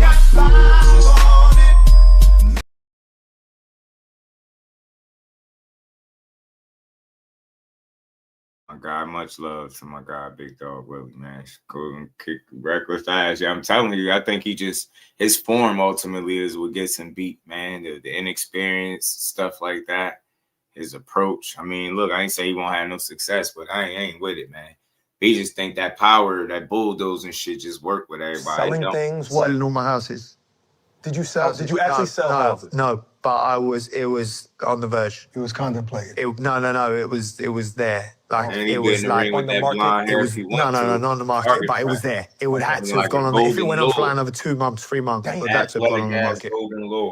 I just bought the house. Yeah. But the house was an expensive house, so I just bought the house and then bang. Because you go, so what if I'm injured? If I break my arm, no problem. I'm out for 3 months. No problem, I'll be back. Yeah. When you're talking 2 years and no end in sight, you're sitting there going, fuck, I'm spending all this legal money, my money on legal bills. Right. But I've got kids here. That's and then real. my daughter was just born. On the day my daughter was born, I found out I lost the appeal and was back in court. But I thought my daughter was a sign from God that I had come through it. Right. So I was like, oh, thank you, God. Like, yeah, like I've been... Yeah. You know, like we made it and we're through. And then the day my daughter was born, lost the appeal, and I was like... It was like my daughter's birth was taken from me, and then also I then spiraled down again. I was like, oh, so God, That's like, crazy. You obviously ain't in this. And then that was when my faith really let me down. And I just... That was the worst I'd ever been. But how does that look like with the bank? Is it you going in there saying, listen, I got a big fight coming. Eventually I'm going to fight and I'm going to catch up on the mortgage or whatever? No, I was up to date with my payments. You was up to date? Yeah, I was up to date. I weren't behind on my payments. I was up to date on my payments, but then... they weren't coming in. Nothing was coming in. It was about to get to that point. It's about to be short. It's about to be short. It was about, should I start back painting and decorating as a part-time job? You know, wait, that's what I was going to ask you. Are you thinking about what else you I can did do? think about what life would look like. You did think about that, Yeah. like, so what kind of job would you have gotten? I probably would have been, you know, the guy at the top of the water park slides in Australia. I would go, go. No, you're the guy that pushes them down. Get down there. Not the way you like nice watches and cars. No, but Joe, they can come and go. What I learned about myself was, first when the case happened, I sold my Rolls Royce straight away. I sold my Porsche straight away. I sold my watches straight away. I don't hold on to this because you know what? Ultimately, like nice things come and go. You can go. You replaced all that quickly, though. Double like. Can you pass me one of those? Let it go over here. It don't own me. Right. You know, ultimately, my family comes first. So if something needs to go, my mum always goes, if I had to sell this and sell that, the only thing I never had to have sold was my family home. Yeah. That's my kids' home. Right. All this pretentious stuff. Could go. It means nothing. Right. Did you think that you would lose your family? Like, no, I wasn't. I never thought about it, but thinking about it now, I never thought that was one thing I know wouldn't go. That's a good wife you have then. Yeah, I never felt any threat or any concern that my family would go. Bearing in mind, I was a state. Like, what you see now and the guy you see now, and the guy I was before this, I'm ambitious, but I went so far the other way, I was unrecognizable. You're talking, I lost control, I was in self-destruct. If I was brave enough to kill myself in other ways, I would have. Done it. You know, so I was in a bad way. Like, I can't even tell you. That's why I never run from your problems. Never run to substances to numb the temporary pain. So you can be around party and people drinking and stuff, not tempted at all. No. He made himself vulnerable as hell in this joint right here. I ain't gonna lie. I respect it, man. Just, you never know what people go through. He went through a lot, man. And while people was on the joint clowning him, his career was in jeopardy. Money getting short. Man, shit real. He's selling Porsches, like all types of shit, selling whips, watches. I respect it, man. He making contemplated picking up a gig at an amusement park. Right. You know what I'm saying? He probably would have been a painter or some shit. Shout out to Oster 140, man. My guy, appreciate the love. He said they keep going with the narratives. Keep acting like you don't see all your favorites losing to Shakur. It's all good. I had Shakur death, so I care. I'm telling you. That harsh reality Oster where he start kicking people's favorite fighters' ass is going to be a tough pill.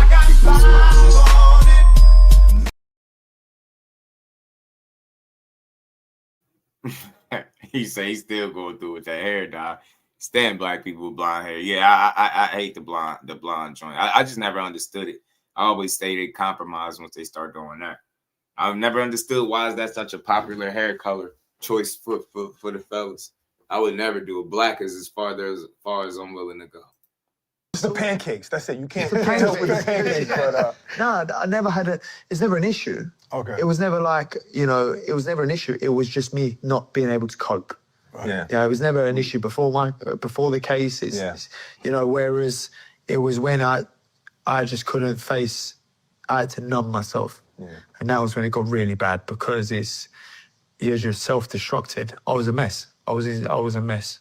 So for me to pull myself out of where I am, because no one knows how bad it got. Right, no. For me to pull myself out of that to get to where I am now, it's like well done, Con. And I think because people know now, right? You've talked about it recently. I think that a lot of people that did have some things to say about you after the 2 fights and you expressing yourself, I've noticed that people are falling in love with you again, so to speak, and people from your country because you're so open and honest about how dark in a dark place you are. You've been proven innocent and so on and so forth. So people are turning around. You are flipping people. Because I'm the crazy one that reads through all of the comments because even me, I can't, it's hard for me to go through negative comments about me or Barack, because they do it. It's hard. So I never read comments, but he'll screenshot it and send it to me. Everything. It's not easy because you put so much work into the craft and when people ignore it and they just say negative things. It's tough. Ultimately, for me though, it was the worst of the worst. Made fun of me. Because I've not had to display any resilience. I've never had to go for anything. Right. I lived a sweet life. Right. I lived a good life. I been through no adversity. And bang, slap in the face. I'm on cloud nine. I just knocked out Algerian manhood and bang, straight in the face. How do you cope with that?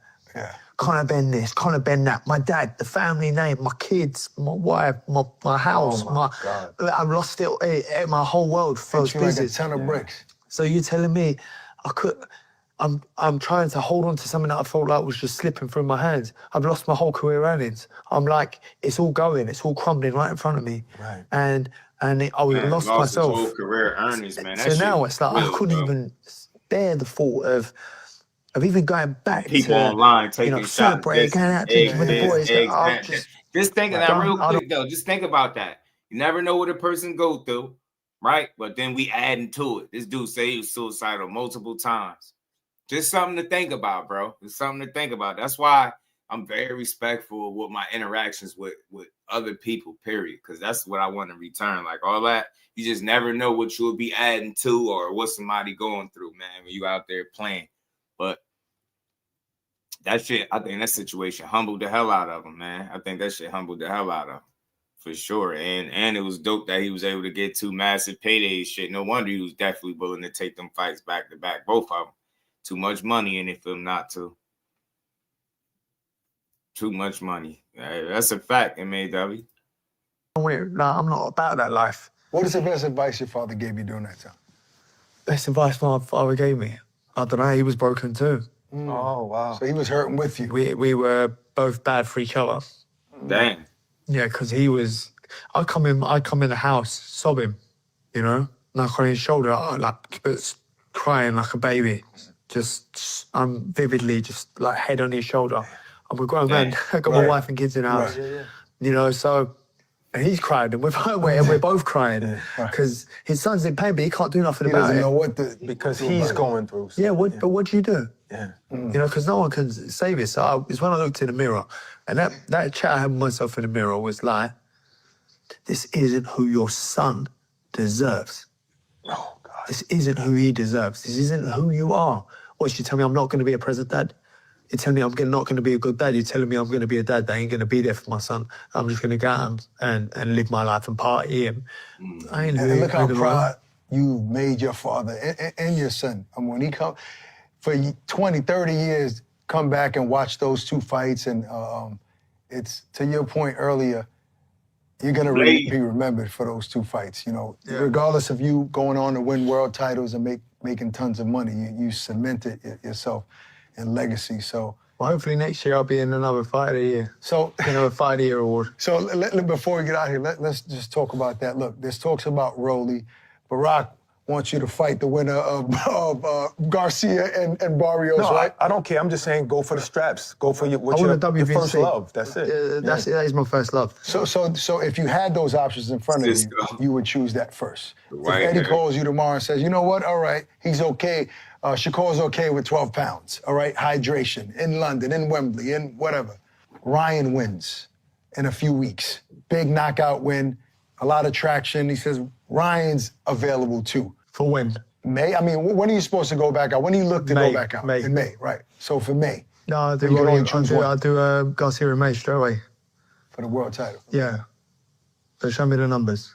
Oh, okay. All right, that's my point. So you're going with the bigger number?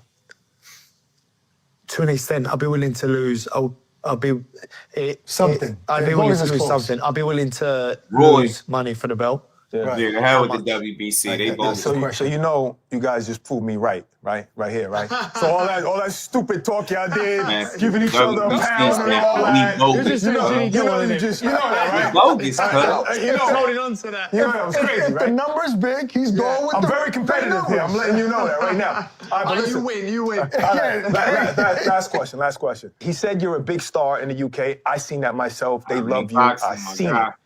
How important is it for America to love you? It's definitely opened my eyes being here. I don't know why this time round, but this time round more than any other time, I've really thought to myself, I really want to do it here. And for me, that's actually very important. I've been saying to my manager that, you know, for me, that's actually opened my eyes being here this time. I've been to New York plenty of times. I've been to America plenty of times. I don't know why this trip or this time round, I've said to my team, we need to crack it here. I think, you know, speaking Spanish, fluent in Spanish, also my fighting style, you know, and as well as just me loving to fight and, you know, bringing entertainment, I'd love to come over here and mix it with the American boys. And fight at maybe Madison Square Garden, the Mecca That'll be a boxing. dream. That was my first time there. Oh, really? First That was your first time? Yeah, incredible. What did you feel about Yeah, it's incredible. Yeah, it was incredible. Who would be an ideal opponent at the Garden for you? It's going to have to be Shakur, isn't it? Look. So even if you do choose Garcia, you feel like that fight eventually happened between you and Shakur. I'm saying if that option came and you fought Garcia or Barrios, eventually you think the Shakur fight would happen. Or you think that his natural progression. His natural progression is to go to 147. Right. You got to remember Shakur wants the big money fights as well. Right. You have to remember Shakur's calling my name. Right. You know, it's I fought welterweight for 3 years, and you know I've just gone to 160, which is miles way too big for what he's would be fighting at. You know, but ultimately he's calling my name. Bearing in mind all the other 140 world champions there are, or 147 world champions. You know, even he's calling one who ain't competed there for 3 years and just got up to 160. So. Because you're one of the biggest names in the sport, obviously. And that's dope, man. Big shout out to my guy Dante's Boxing Talk for that dub in the Cash App, always showing love, supporting. And we ain't never got a box again. Well. I already been getting these bets, but now it's time for you to get your just due. He said, continue grinding, man. I got you, my guy. Appreciate the love, man. But I think it's dope that you got a Conor Benn mentioning your name. He planning on going to 47. You got a Devin Haney mentioning your name. He thinking about going to 54. You got Shakur Foster way down at 30, right? You got guys at 35 talking about fighting. You got dudes like Antoine Russell at 40 talking about fighting. Like, it's a lot, man. That dude just put himself in position to have a lot of options. Shout out to Jonathan 97. Appreciate my guy Dante one more game, man. Much love to my guy. Let's keep going. It's almost over, y'all. As much as it pains people to say it, or as much as it pains people that I ain't got a title and people still calling my name, what do you want me to do about it? Right. And also, you're growing. So if you can make 147 right now, if it happens, like, it's not, you can't stay there for too much longer, right? I reckon I have this year left at 147. So that Shakur fight has to happen soon because he still wants to go back to 135. So eventually, maybe we never see that fight if it doesn't happen now. Because of that. Yeah, I mean, listen, money always talks, doesn't it? You know, money always talks. So ultimately, listen, I'm about securing my family's future. Right. You know, for me, what I have now is nothing to where I want to be. As I said, I want 100 mil. Right. You know, I want to make 100 mil over the next few years. And then I might look at retiring, maybe. Your next 3 opponents, if you had it your way, in the order that you want them in, who would they be? Irrelevant of the dates and times. Regardless of anything. I'd probably go Garcia. If I'm fighting twice this year, I'd probably go Garcia and then Shakur. And then you're done at 147. Because Garcia would be a stadium show. Shakur, another stadium show. If I could do 2 more stadium shows this year, you know, that'd be great. Wembley, Tottenham again. So I'm starting to feel like that too. Would you do it here if they? I have to do Chicago, Madison Square Garden, but I think Garcia. You got to remember, they also want to come to the UK. Right, of course. Right, of course. So they want to do a Mayweather and Hatton. Yeah. Or like, in terms of getting the British crowd behind them. Right. That would then mean them coming to the UK. I mean, they don't really do stadium shows. Right. You know, here. I mean, Dallas. but usually come Dallas to watch me and Garcia then. But we pack out Tottenham Stadium or Wembley Stadium. True. Amazing. So how many more years you think it'll take for you to get to that 100 million? See how the end of this year goes. See how the end of this year bro. goes. Yeah, see how the end of this year goes. I thought you were going to say like maybe 5 more years. I was like, we'll check back in. Yeah, no, realistically, I reckon, providing it goes the way, listen, my career's already gone past what I thought it would, you know, but now I have a new set of eyes and want to achieve a lot more. I reckon maybe end of next year, we'll see what it's saying. If I can get, you know, I would have liked 3 fights this year, but ultimately we'll get 2 fights in, I reckon, this year. God willing, win them both. And if not, people will still want to tune into a street fight because I'm an exciting fighter and I put it all on the line every time. That's a fact. And then next year, we'll see what we're saying. But ultimately, 100 mil is my number. Okay. Do you feel like Shakur should be, people are saying that he should be considered the best fighter in the world today after that performance? Do you agree with that? It's a bit of a hard one because when you say best fighter, in my head, if you're talking technical, yeah, pound for pound. But if you're talking like, I mean, if you're comparing him to the likes of like a Inoue or Bam Rodriguez, they're for me like my type of pound for pound fighters, because they're not just defense all the time. They're not just, you know, their attack, defense, slip, slide, counter, roll, bang, bang, bang. You know, miss, pay. You know, whereas I feel like the defensive style, yeah, it's good, and yeah, like it's great. You said something about Haney. He said,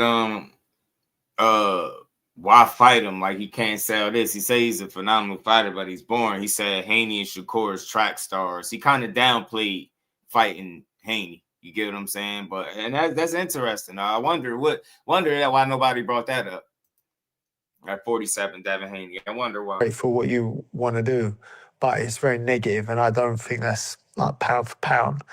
Lastly, do you think Tank Davis, who's also going through a dark place right now, Gervonta Davis, a very different dark place. No, definitely so different. Like definitely different. Not comparing it to you. No, but you're talking like dark place. Like, I mean, I can't. Does he come back from it though? I can't respect it. I can't respect it at all, by any measures. When you're talking to someone who's got, you know, sisters and a daughter, I can't respect it. I can't respect him. Forget his accolades. Who you as a man. You know, so listen, I get everyone that battles their demons, but that's your character. Do you understand? So for me, when you want to sit here and ask me about Gervonta Davis, do I think he belongs in a ring? No, I think he belongs in a zoo. You know, he's an animal. You know, and you got to think that's in public. What, grabbing us in public? So what's happening behind closed doors then? Do you know what I mean? So I'm very personal about this sort of thing. Of course. Do you know what I mean?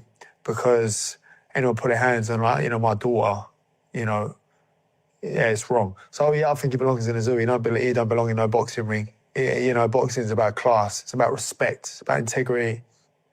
You know, it's about discipline. It's everything he is against what the sport is. That's my opinion, and I stand on it, and I firmly believe in it. One hell of a fighter, favorite fighter to watch, sick fighter. You know, savage. Could be losing and then knock someone out. You know, in the last minute, or you know, he'd be losing the fight and then pull something out the bag. You know, a great fighter, exciting fighter. Boxing needs styles like that, but boxing don't need him. Would you like to fight him? Look, I get all of that stuff because, you know, I got a daughter. You know, we all got sisters, aunts, mothers, and stuff like that. You know, just women in our family, in our lives, period. So none of us condone that. But I just think anytime it's very tricky asking somebody about the next person's situation because, like, I get where his angle is. Like, he's just thinking like, damn, that's just who you are. You this, you that. But I think if you really deep dive into the situation, man, it's definitely, you know, some bad decision making there on Tank's behalf, but I don't think he belong in no zoo. You know, that think about it. Like, Conor Benn probably not thinking like that, but that's not the best thing to say, but I get it. You know what I'm saying? I would just say I don't think he belong in a boxing ring, but zoo, say a black man belong in a zoo really ain't, it's just hit different, but I understood his point. You know, he just don't condone it. None of us do, but at the same time, you know, you never have all the details in situations, man, especially when as it pertains to Tank. So sometimes you just gotta wait, see it through, man. But I get it, man. He just going off of what's out there and what he's hearing. But nah, man, I just think that man need therapy. If anything, to hell with a boxing ring.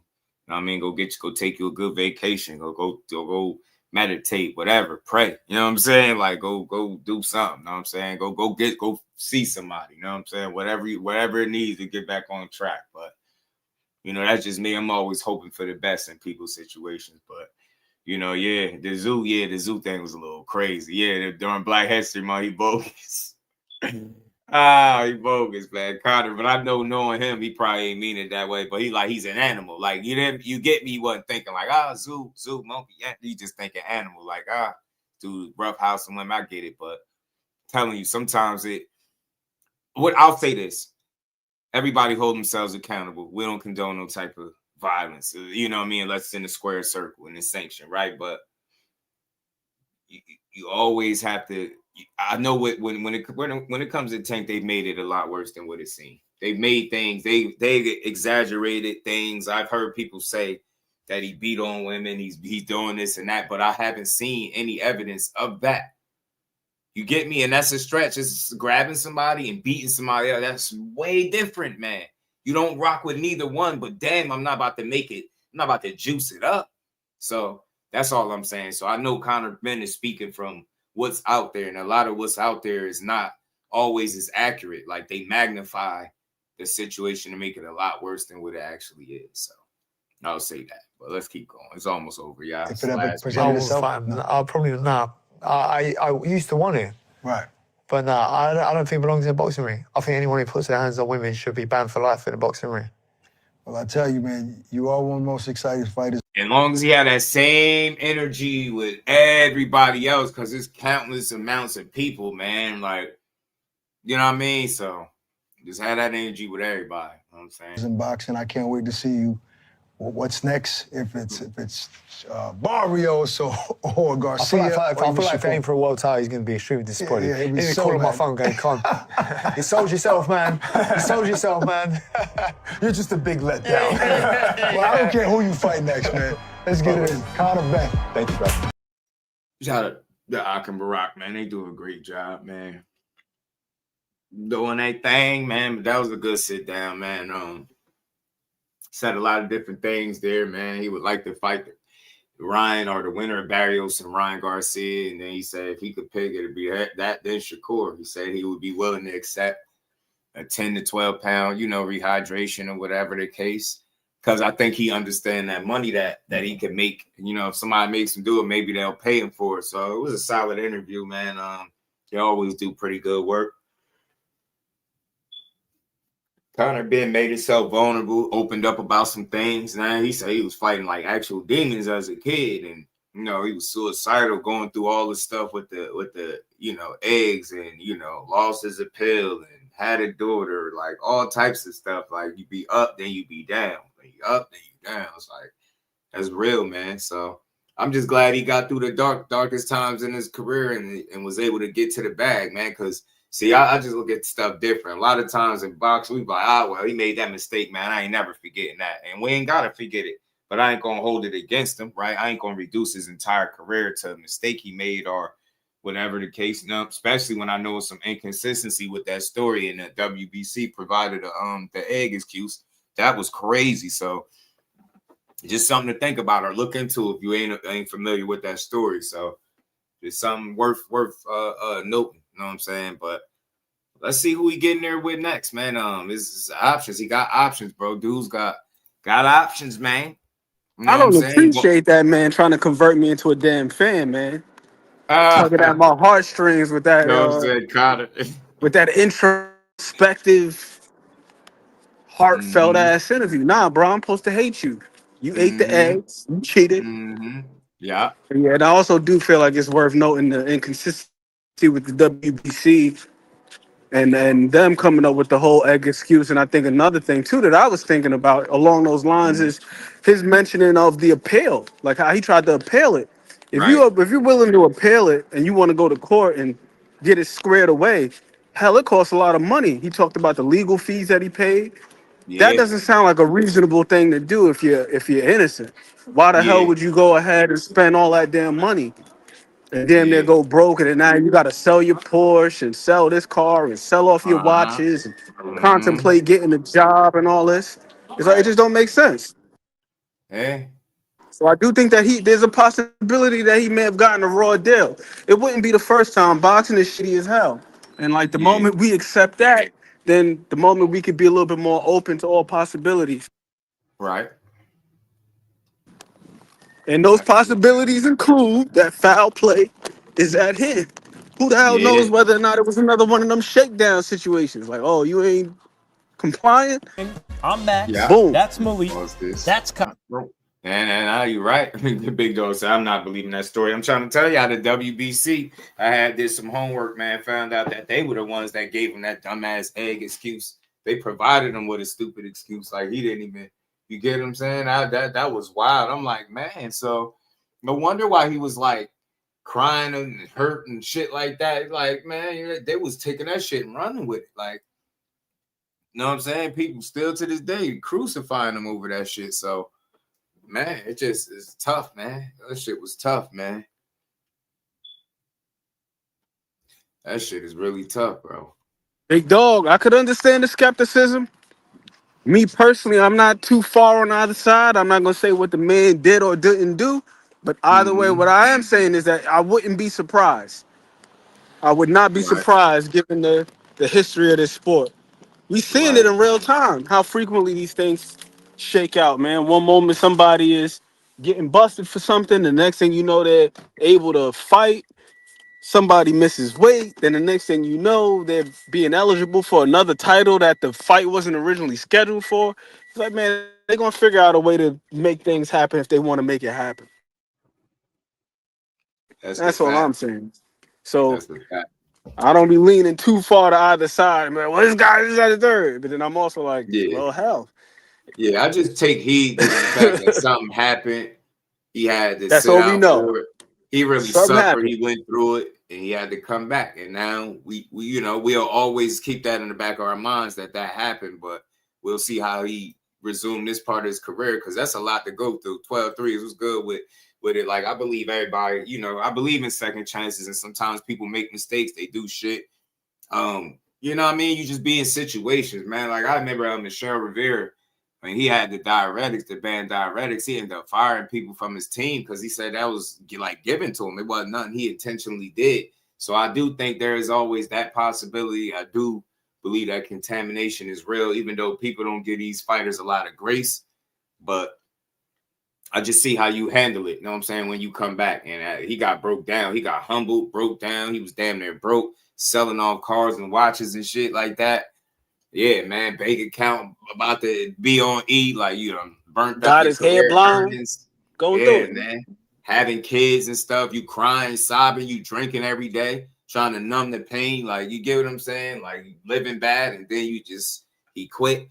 I respect all of that, because again, trials and tribulations, man, that shit always build character, bro. It's something I could I respect a person that been through some shit, but also learned at the same time, right? Not just an old dumbass, but, somebody that been through some things, got through some things, and is getting to it.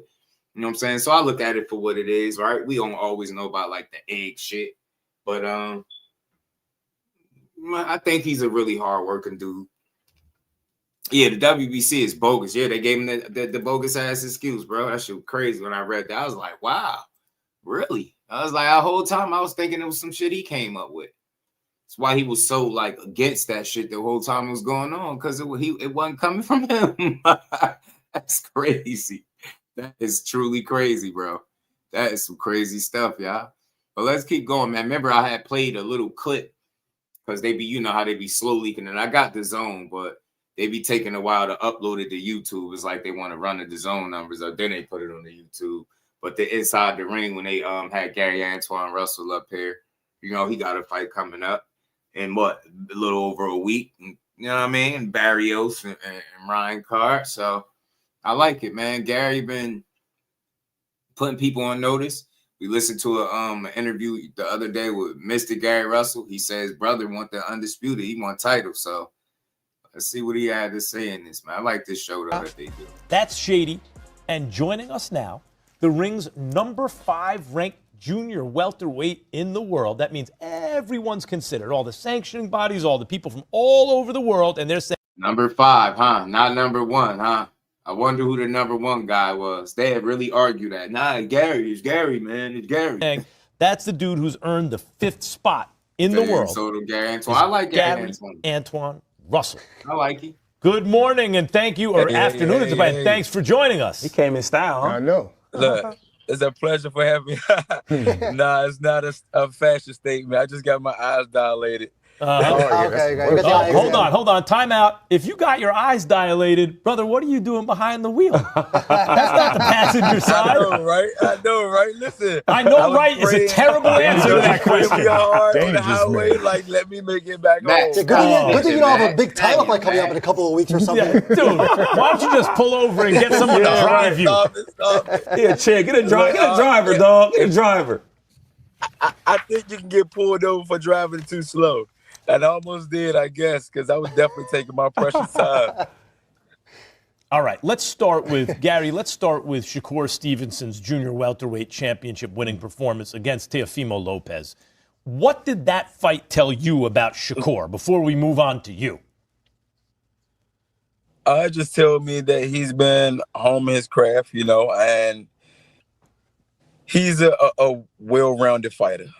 He's definitely a great fighter. Mm-hmm. Everything that anybody in this sport produces, you cannot take that away from them. They earned it. This is somebody I want to interview himself, too. he's a technician. Number, man. He's very founded and grounded to the fundamentals. And reach out to granted, Teofimo Lopez, I feel like he got more in his arsenal than Shakur Stevenson, but he get away from his fundamentals, and he lost sight of this was recorded the fight. Before the fight. Teofimo Lopez, he was so used to fighting guys, and he's doing all this extraordinary things like the Roy Jones Jr. foot tap, then punch a guy. Just a lot of trickery, just showing the range in which he has as far as his acrobatics and skill set. Shakur, he kept it simple, kept it basic, kept him on a string. All right, so you mess up, got your hands down, I'm gonna make you pay. Good analysis. Yes. You're currently ranked number 5 at 140 by Ring Magazine. Gary, this is a division with a lot of talent, including Dalton Smith and Richardson Hitchens, who you beat a gang of times in the amateurs.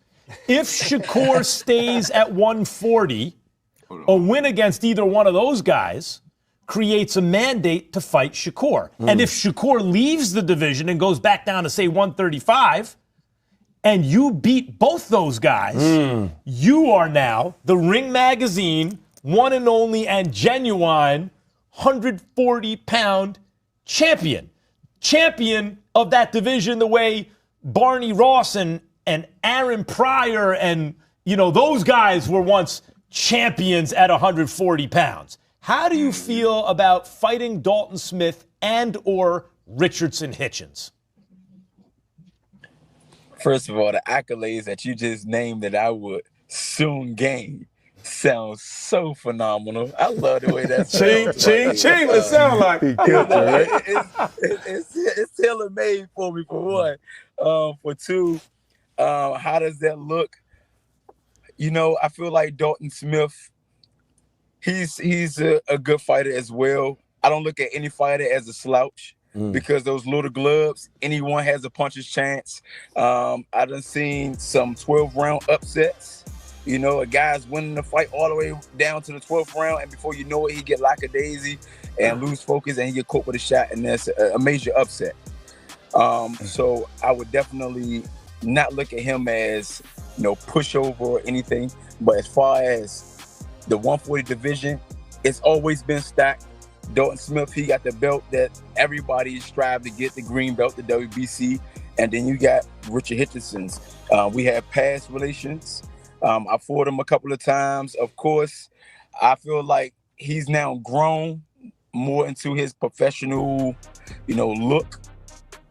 And because of that, I feel like I would see a different type of fighter if I was to fight him again. But what they say. I'm glad he's saying that, because I think so too, man. I mean, I get it. I think he's still a tough fight for Richardson Hitchens now, but it's definitely be a different fight, man. The dude is I'm telling you, it's something about pure boxers. Like, they don't get the respect they deserve. These smart chess player guys that can pick and poke, and you get what I'm saying? They ain't the super offensive, but they very well rounded, and that's what people be missing. A lot of these guys, they'll be having too much of one or the other. Like, think about it. The way they be talking about Core sometimes, you would think he was like rigging that with the offense and defense, right? You would think it was like that. It is nothing like that. That shit is totally different how they both operate and get their work done. Thanks, baby boy. My son crazy. He just walked there and gave me space. I mean, unfortunately, we disregard what's required to bring out how well-rounded these guys actually are. Yeah. Which is somebody that can make them go to, the contingency or get past. We just saw it this past weekend. Man, once you get past the jab, it's food. Now, Cora, I know personally from watching Cora, like really studying him, the dude got a nice inside game. He's way physically stronger than what he's given credit for. Like, he can handle himself in there. He's sturdy. I keep saying that. He's sturdy as hell. If fighters keep saying it. You heard Sean Porter say it. He's strong. He's a lot stronger than I thought. Like, I'm like, and it showed up in certain fights in the past. But if you can't get past the jab, Shakur is not gonna allow you to just walk in. Yeah, he ain't about to just be fighting for the sake of entertaining the crowd like that. That's over with. That's bad. So if you want to expose how well-rounded he really is, you got to get past the jab. Get past that first. Right. Break the distance on him. Push the pace on him and get him to break position. You got to do something. If not, he's going to be in cruise control. He's going to jab you and keep you at range, change the position, jab you, keep you at range. And then when you take a step back, then he take a step forward. Right. It's crazy to know that even if he had got past the jab, like you mentioned, you just would have forced him to do something else. It wouldn't have been as simple as what you think. Because I didn't envision that being the primary weapon the way it was. Like, I was just watching it yesterday, and he had a sequence where he let about 4 of them bitches go in a row. Bang, bang, bang, bang. I'm like, yo. and that was the firmest I've seen his jab look. Bro. Yeah. And Tio's head was snapping back. It was right. He was past Spencer. Just fade. I just watched it sap right out of him. Then I seen him get cut. And then I just seen the blood. Then he at one point, a couple points. It's like that was another thing too that I ain't mentioned enough of. His corners suck. His corners suck, man. And it almost make me mad. If it wasn't Shakur, if it was anybody else, like a fight where it's like I ain't rooting against you. You know what I mean? I wasn't rooting against you per se. I just, of course, rooting for my guy. But man, your corners suck, bro. That cut stayed bad. What was they doing? I gotta go back and watch it again because I went back and I see the cut bleed, and I'm like, did they just wipe it? Where's the medicine? Like, y'all ain't got nothing to stop it? Y'all really unprepared. So this man has scar tissue and has been cut in several fights. Even when he don't get cut, he be very close to bleeding. It should be looking very red and all types of breakage. How are y'all not prepared for a guy that has scar tissue? Mind blown how unprepared they was in that regard. Like, that's just ridiculous, bro. No excuse for that. Terrible, bro. I'm like, man, y'all just let the man just anything, man. So I still got Gary over Hitchens. I think he's too tough and he could box.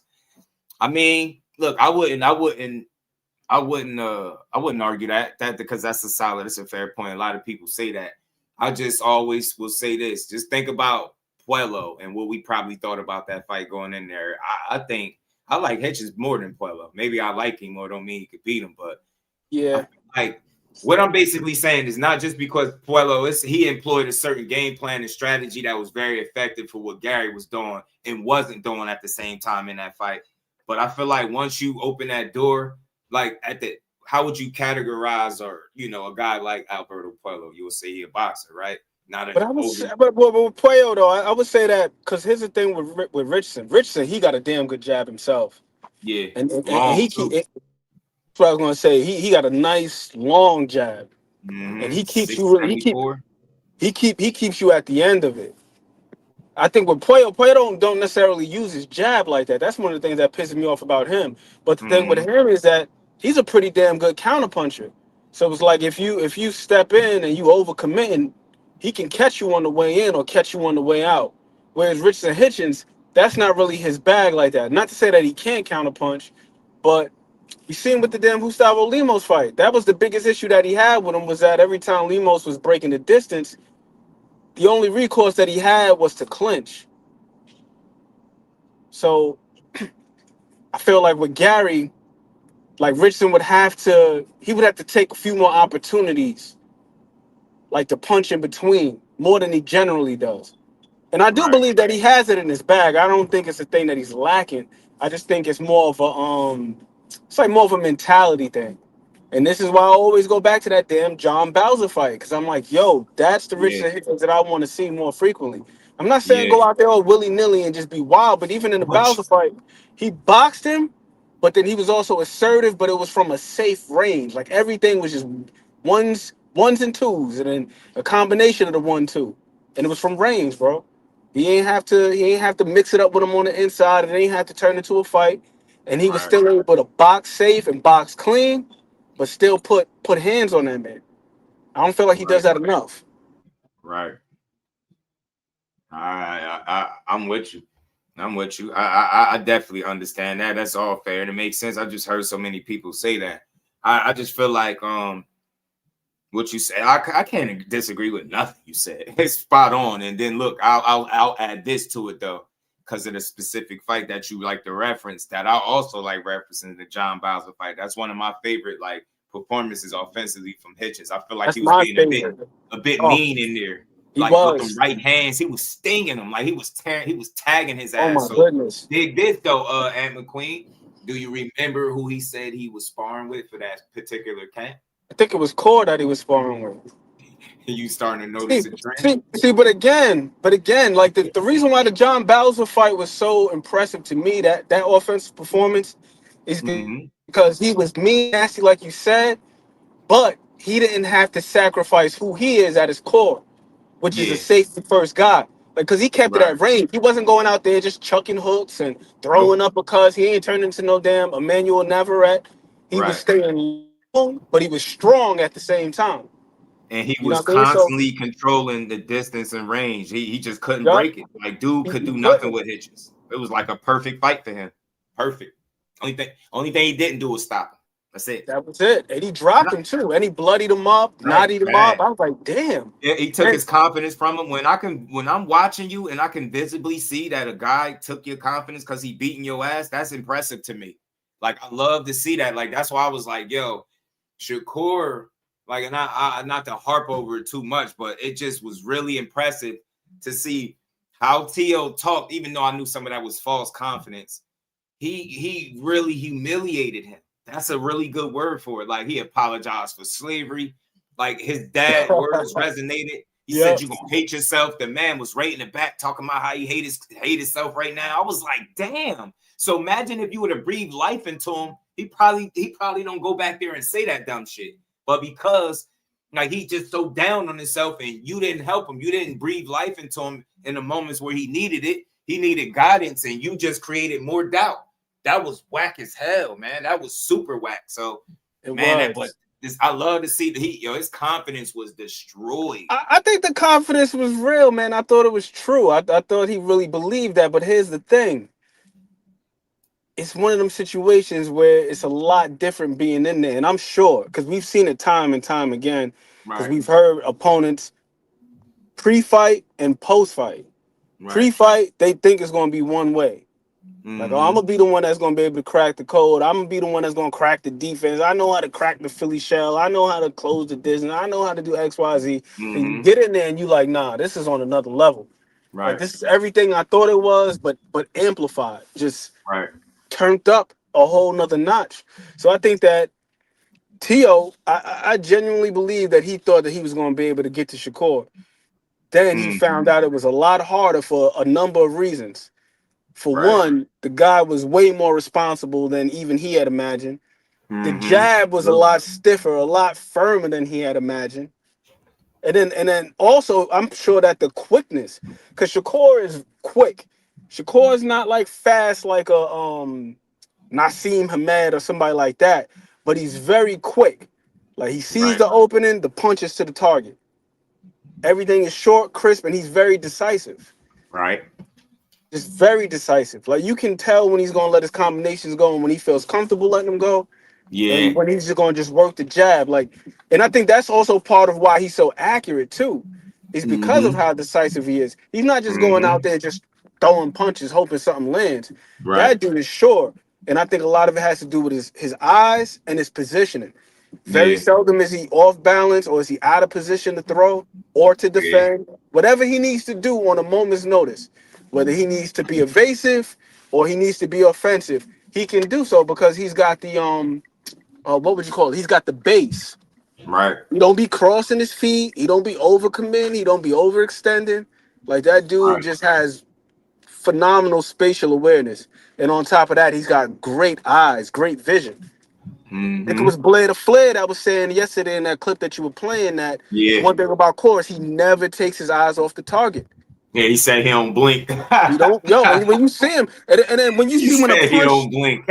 bro, you know how you know that face Core make when a punch come close, but it don't quite land. Yeah. Like this shit right here. Hold on, he do this right here. Yeah, I knew what you were talking right about. there? I swear I did. You know what I'm saying? You know what I'm talking about because you be watching him.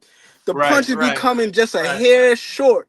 And he make that like that woo face, like woo. Yeah, like, he like woo. Like yeah. Bro does not blink. He don't miss nothing. He got some of the best eyes in all of boxing. Watching Keyshawn that night was fun too because he had laser focus. And he got those crazy eyes. We was talking about it today, me and Behind the Hands. We like, bro.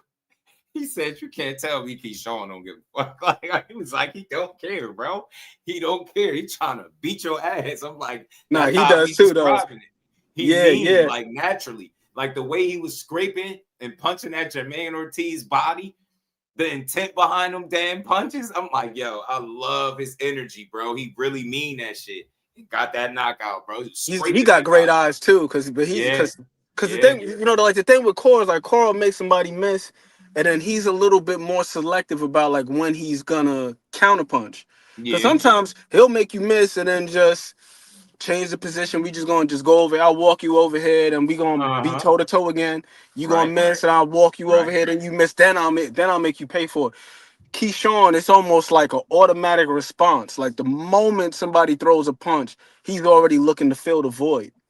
Like that dude he's mean, man. He's a savage. But them dudes. And them working together so frequently, it doesn't surprise me that both of them guys got great vision like that because I'm pretty sure they got to be on point like that when they sparring each other.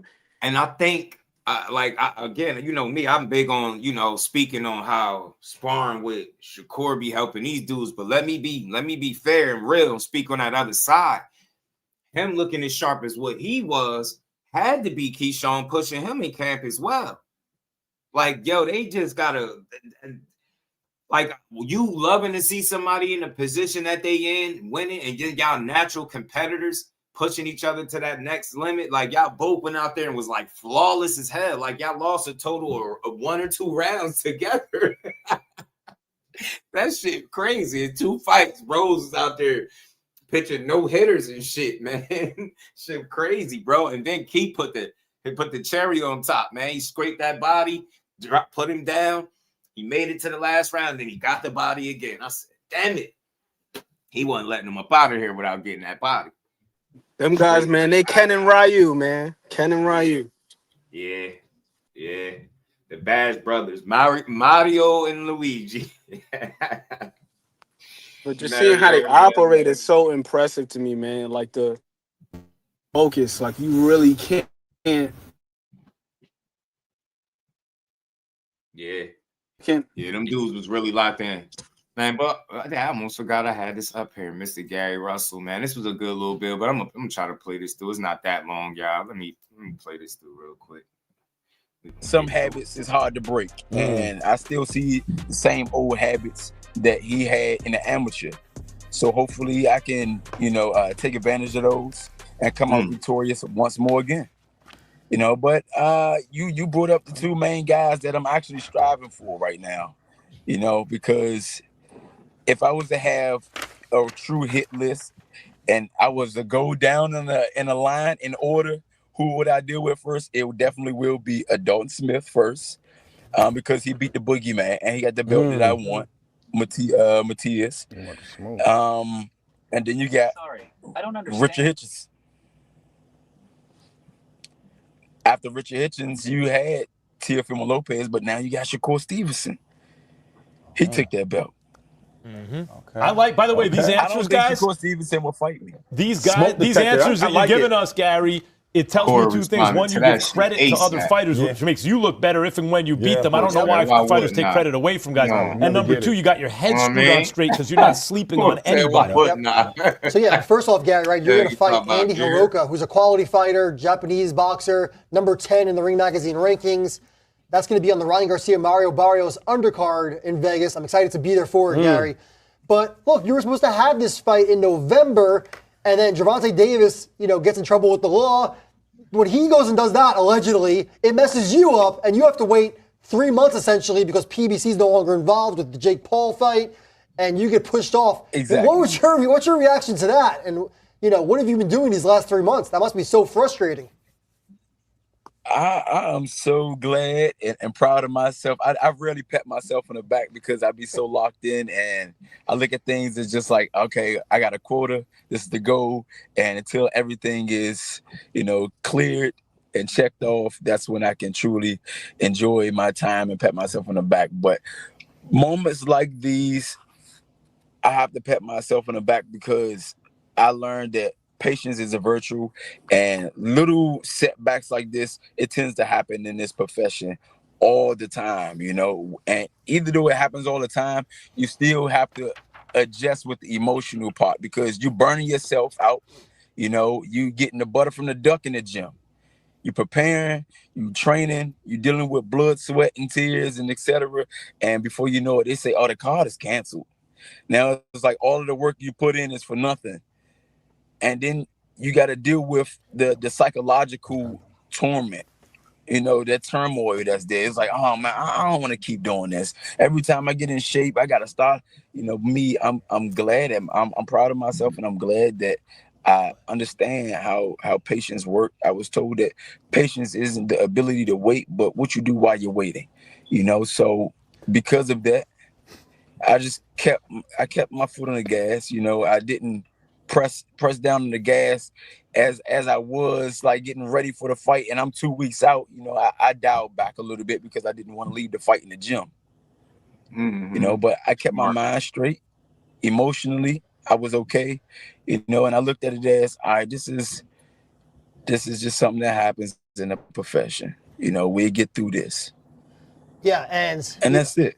Speaking of stepping on the gas, right? You step on the gas in the ring constantly. Yes, he does. You fight like a Mexican, in my opinion, and that style. So I love watching you fight. You're one of the best action fighters in boxing. You don't fight like no Mexican. And I know you're a student of the game. Obviously, your older brother Gary training you now. He's a student of the game as well. What are your thoughts on Andy Hiroka as an opponent? Because I know he's not well known to American boxing fans, but he's a very good fighter in my opinion, and it's going to take a lot to beat him. Yeah, it's definitely going to take a lot. What I know about Andy is that he's a long fighter. He's lengthy, and I'm pretty sure he's going to utilize that. A lot of people have been paying him step-aside money because they want an easy victory.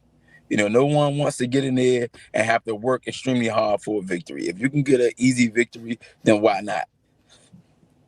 Some people say it's a smart move. Some people say it's an investment move. What may have you?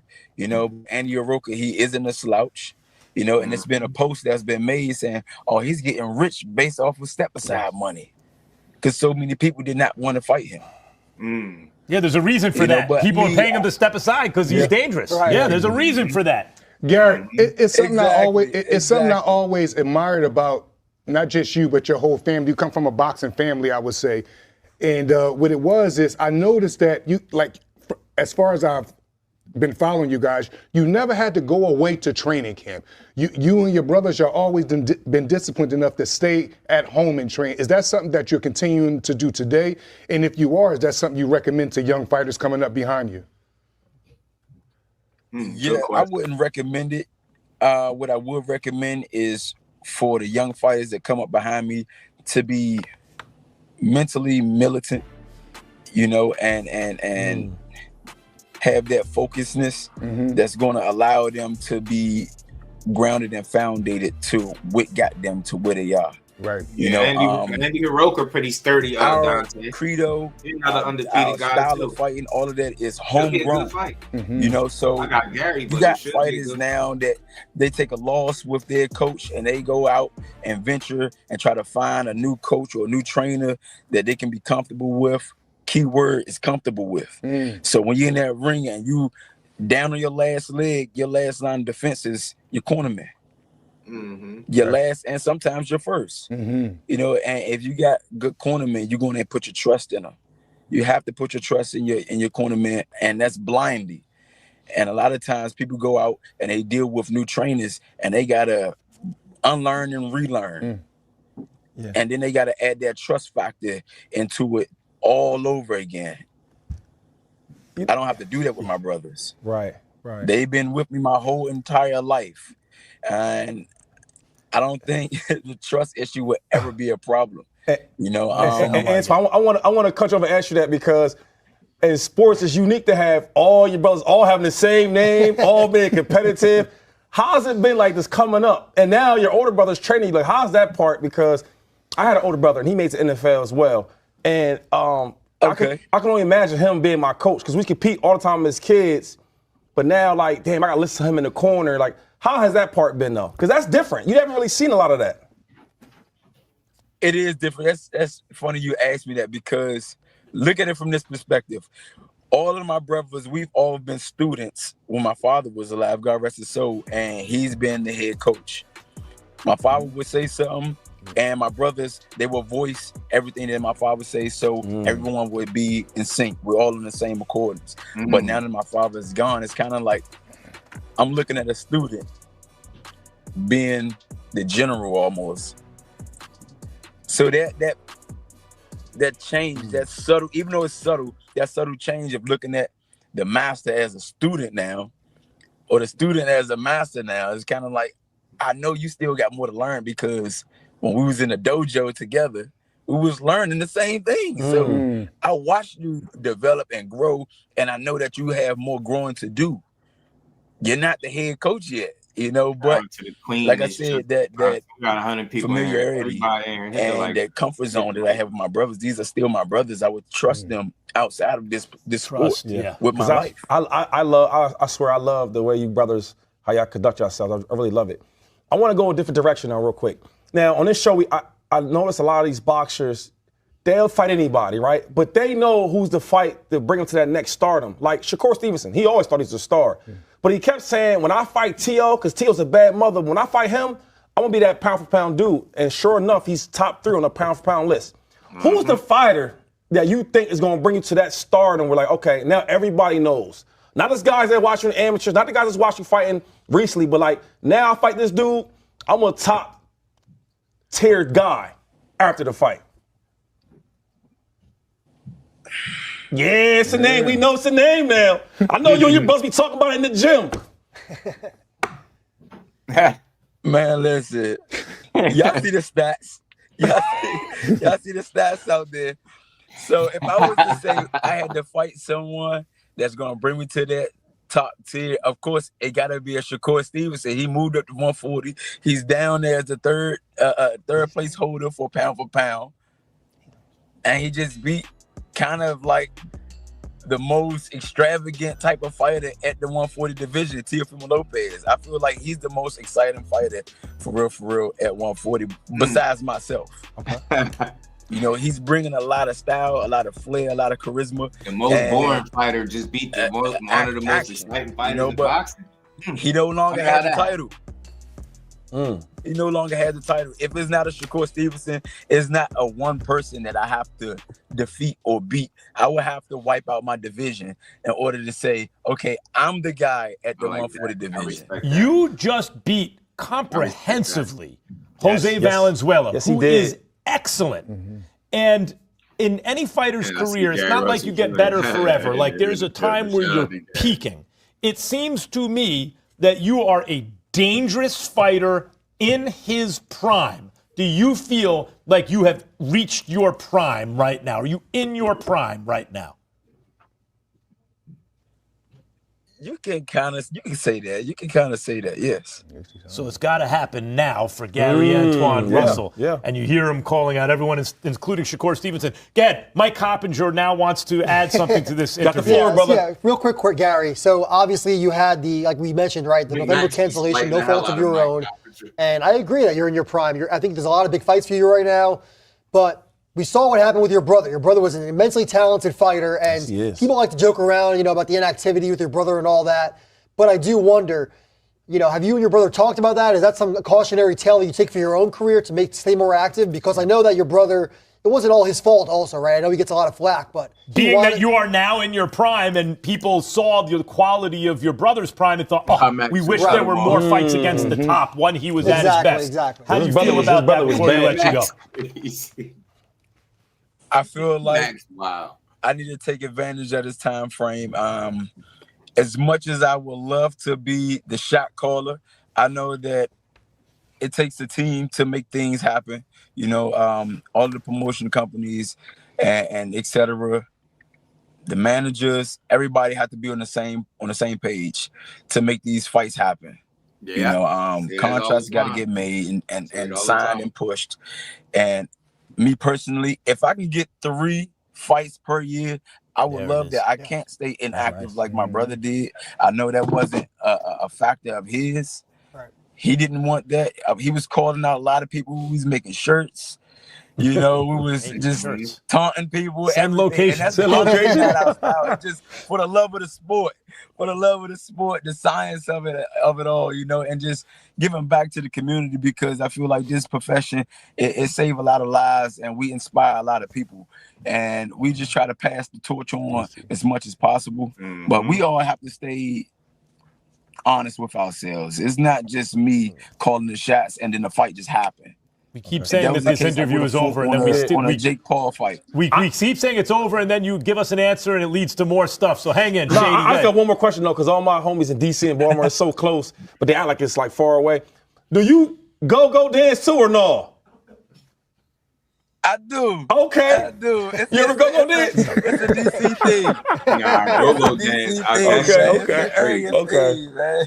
I don't know what go dance. I can't believe it. For once, you two both want to add a question. It absolutely No, improves because the I know a lot of interview. people in DC and Baltimore, they go dance, but they don't. I be trying to learn Wale. I be trying to learn the culture. I'm the coach on the show. I'm trying to learn a little bit. Wale come out. You brought up Wale out of left field. Because Wale, he from the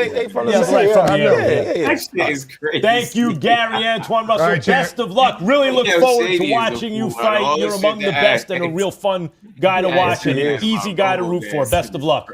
Tell your brother we said what's up. Man, I appreciate the love, everybody. And shout out to the whole Russell family, man. And shout out to Inside the Ring, man. That's a cool show, man. I like the show for what it's worth, man. Like the show for what it's worth, man. Yeah, Core was all over that though. But look, that's a potential fight. I just be wanting to see him in the fights that people be so like for sure that he can't beat these guys. I like his answers for the list of fighters that he said he was willing to fight and in the order that he gave. I think he knows Shakur is a challenge. The way they asked him what's the name, he said him, and then he named him last. Dalton Smith this and Shakur Stevenson. I think he knows what's up, but I wish he would have elaborated on why he felt like he won't fight him. Because you throw that out there, people treat it like, yeah, that's the truth. You heard what Gary said? I heard that. You know what I'm saying? But hold on, that was cool. Shout out to Reef, he sent me that. I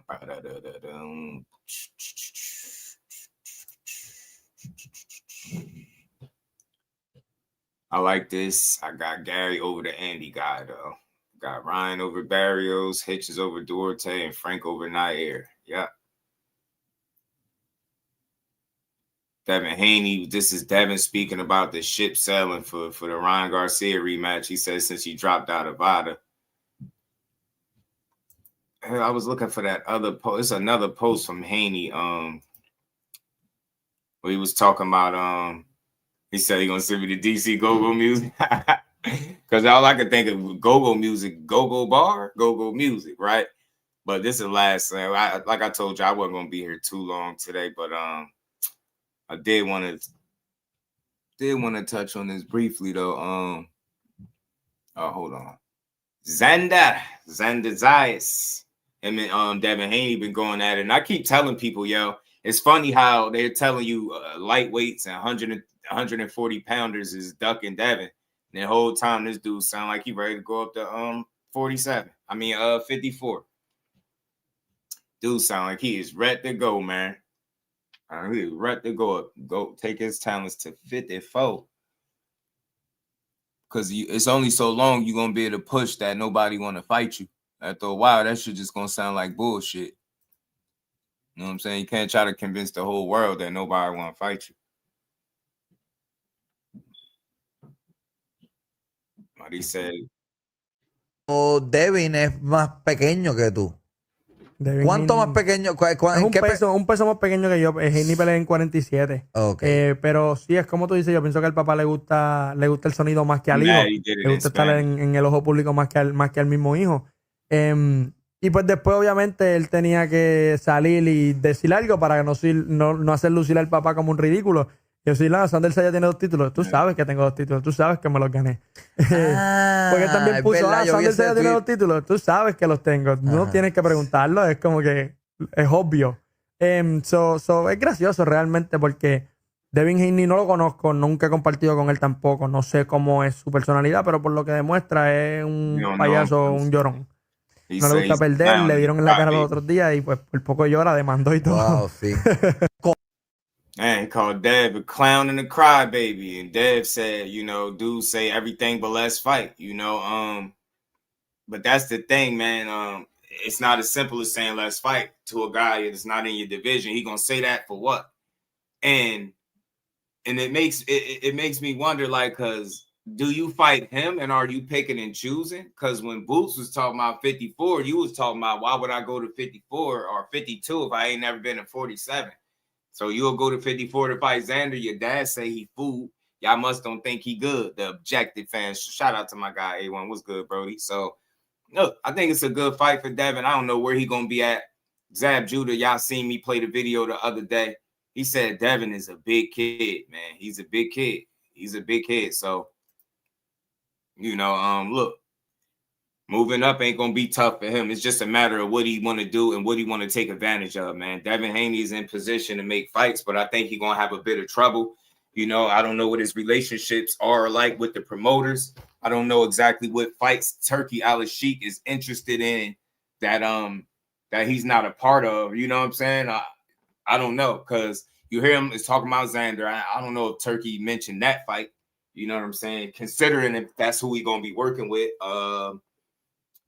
You got fights at 47, but it seemed like you can't get those guys. Rolly wasn't beat. Conor Benn is downplaying the fight with you, and you got to call out Shakur and Keyshawn. That's why. So it's crazy. He got options, but his shit saying it's solid. He need a lot to go right for fights to come to fruition for him, it seemed like.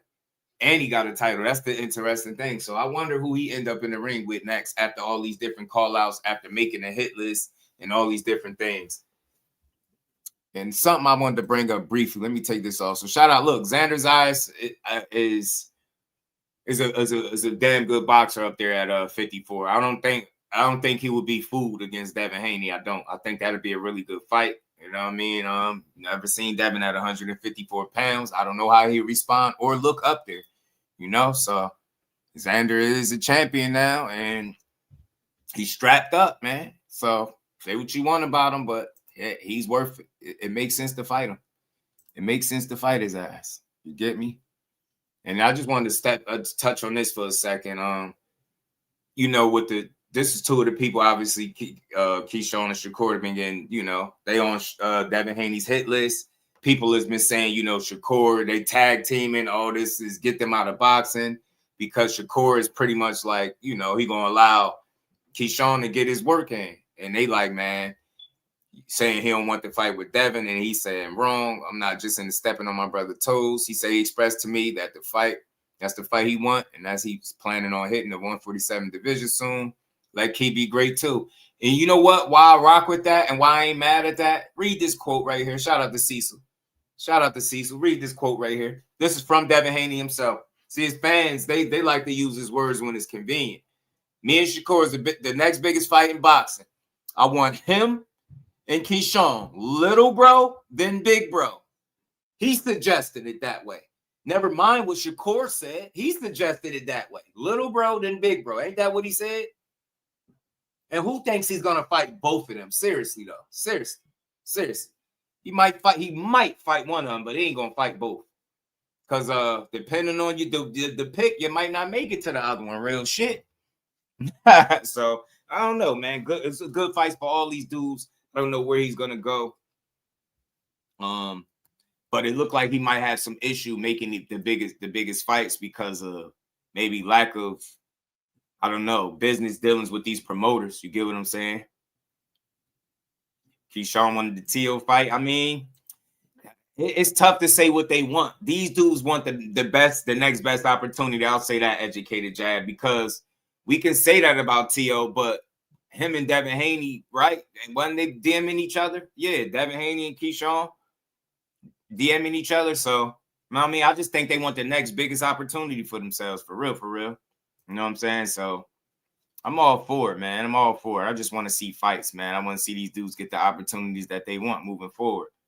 But, man, I got to cut it short a little bit, man. Shout out to my brother, Ant McQueen. Any final words for my guy, Ant McQueen, man? I'm going to go head out and do some things on this Good Friday. Shout out to the family. If you ain't hit the like button, make sure you like.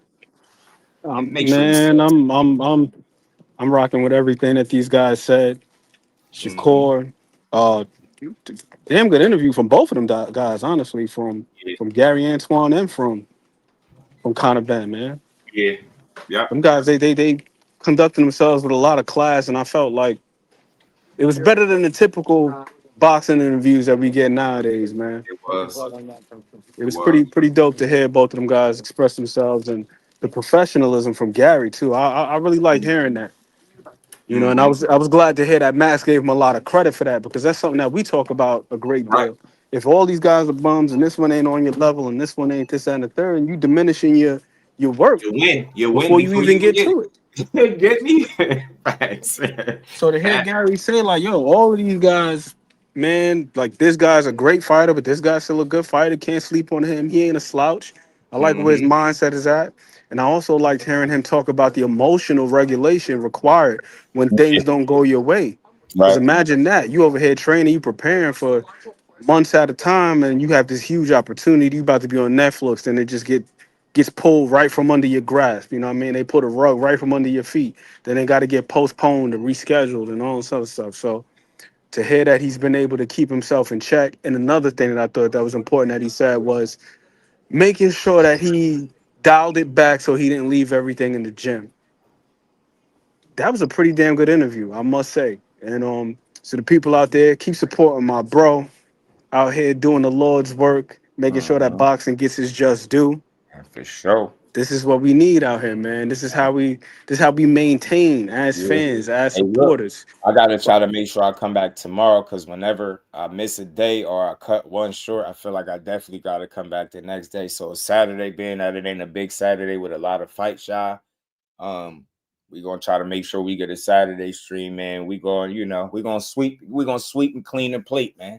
Still got about 70 people in here. Look, whatever side you're on, if you vertical, double tap that screen, sub to the channel, whatever side you're on. There, what it do, my guy?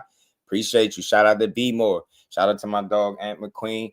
Everybody that pulled up to rock out with me, man. Look, make sure y'all notifications on. Everybody that's still in here, make sure your notifications on. Hype the live and tap in tomorrow. We gonna build. We gonna have some fun like we always do. And we gonna get boxing is just due. Pugilism. My guy, Juice Man, Kelvin, Yeah, man, they got something coming up too. But yeah, man, A1, man, that's the thing, man. When the best of the best are wanting to fight each other, we supposed to encourage it instead of keep coming up with conversations or reasons why this guy is ducking and that guy is ducking. But it's foolishness, man. We need to see fights, and we can't see him like that. Shout out to Educated Jab, my guy. Appreciate that, man. That's real, man. Appreciate you for saying that, my guy. Appreciate you. We're going to keep doing that good work. You know how we do, man. But again, shout out to everybody, man. Much love to y'all. Enjoy this Good Friday the 13th. Stay safe. And we're going to be back tomorrow. It's a lot more to talk about. We got some more clips and different things we're going to get into, man. We're going to have some fun with it, man. And it's looking like 2026 might deliver this Boots and Virgil fight for us, man. So I'm telling you, it's one of the better years. It's off to a really good start. Going to hit a little bit of a dry moment, just a bit. But for the most part, it'll be picking right back up. And I think just boxing got to do a good job at, take it quarter by quarter. You know what I'm saying?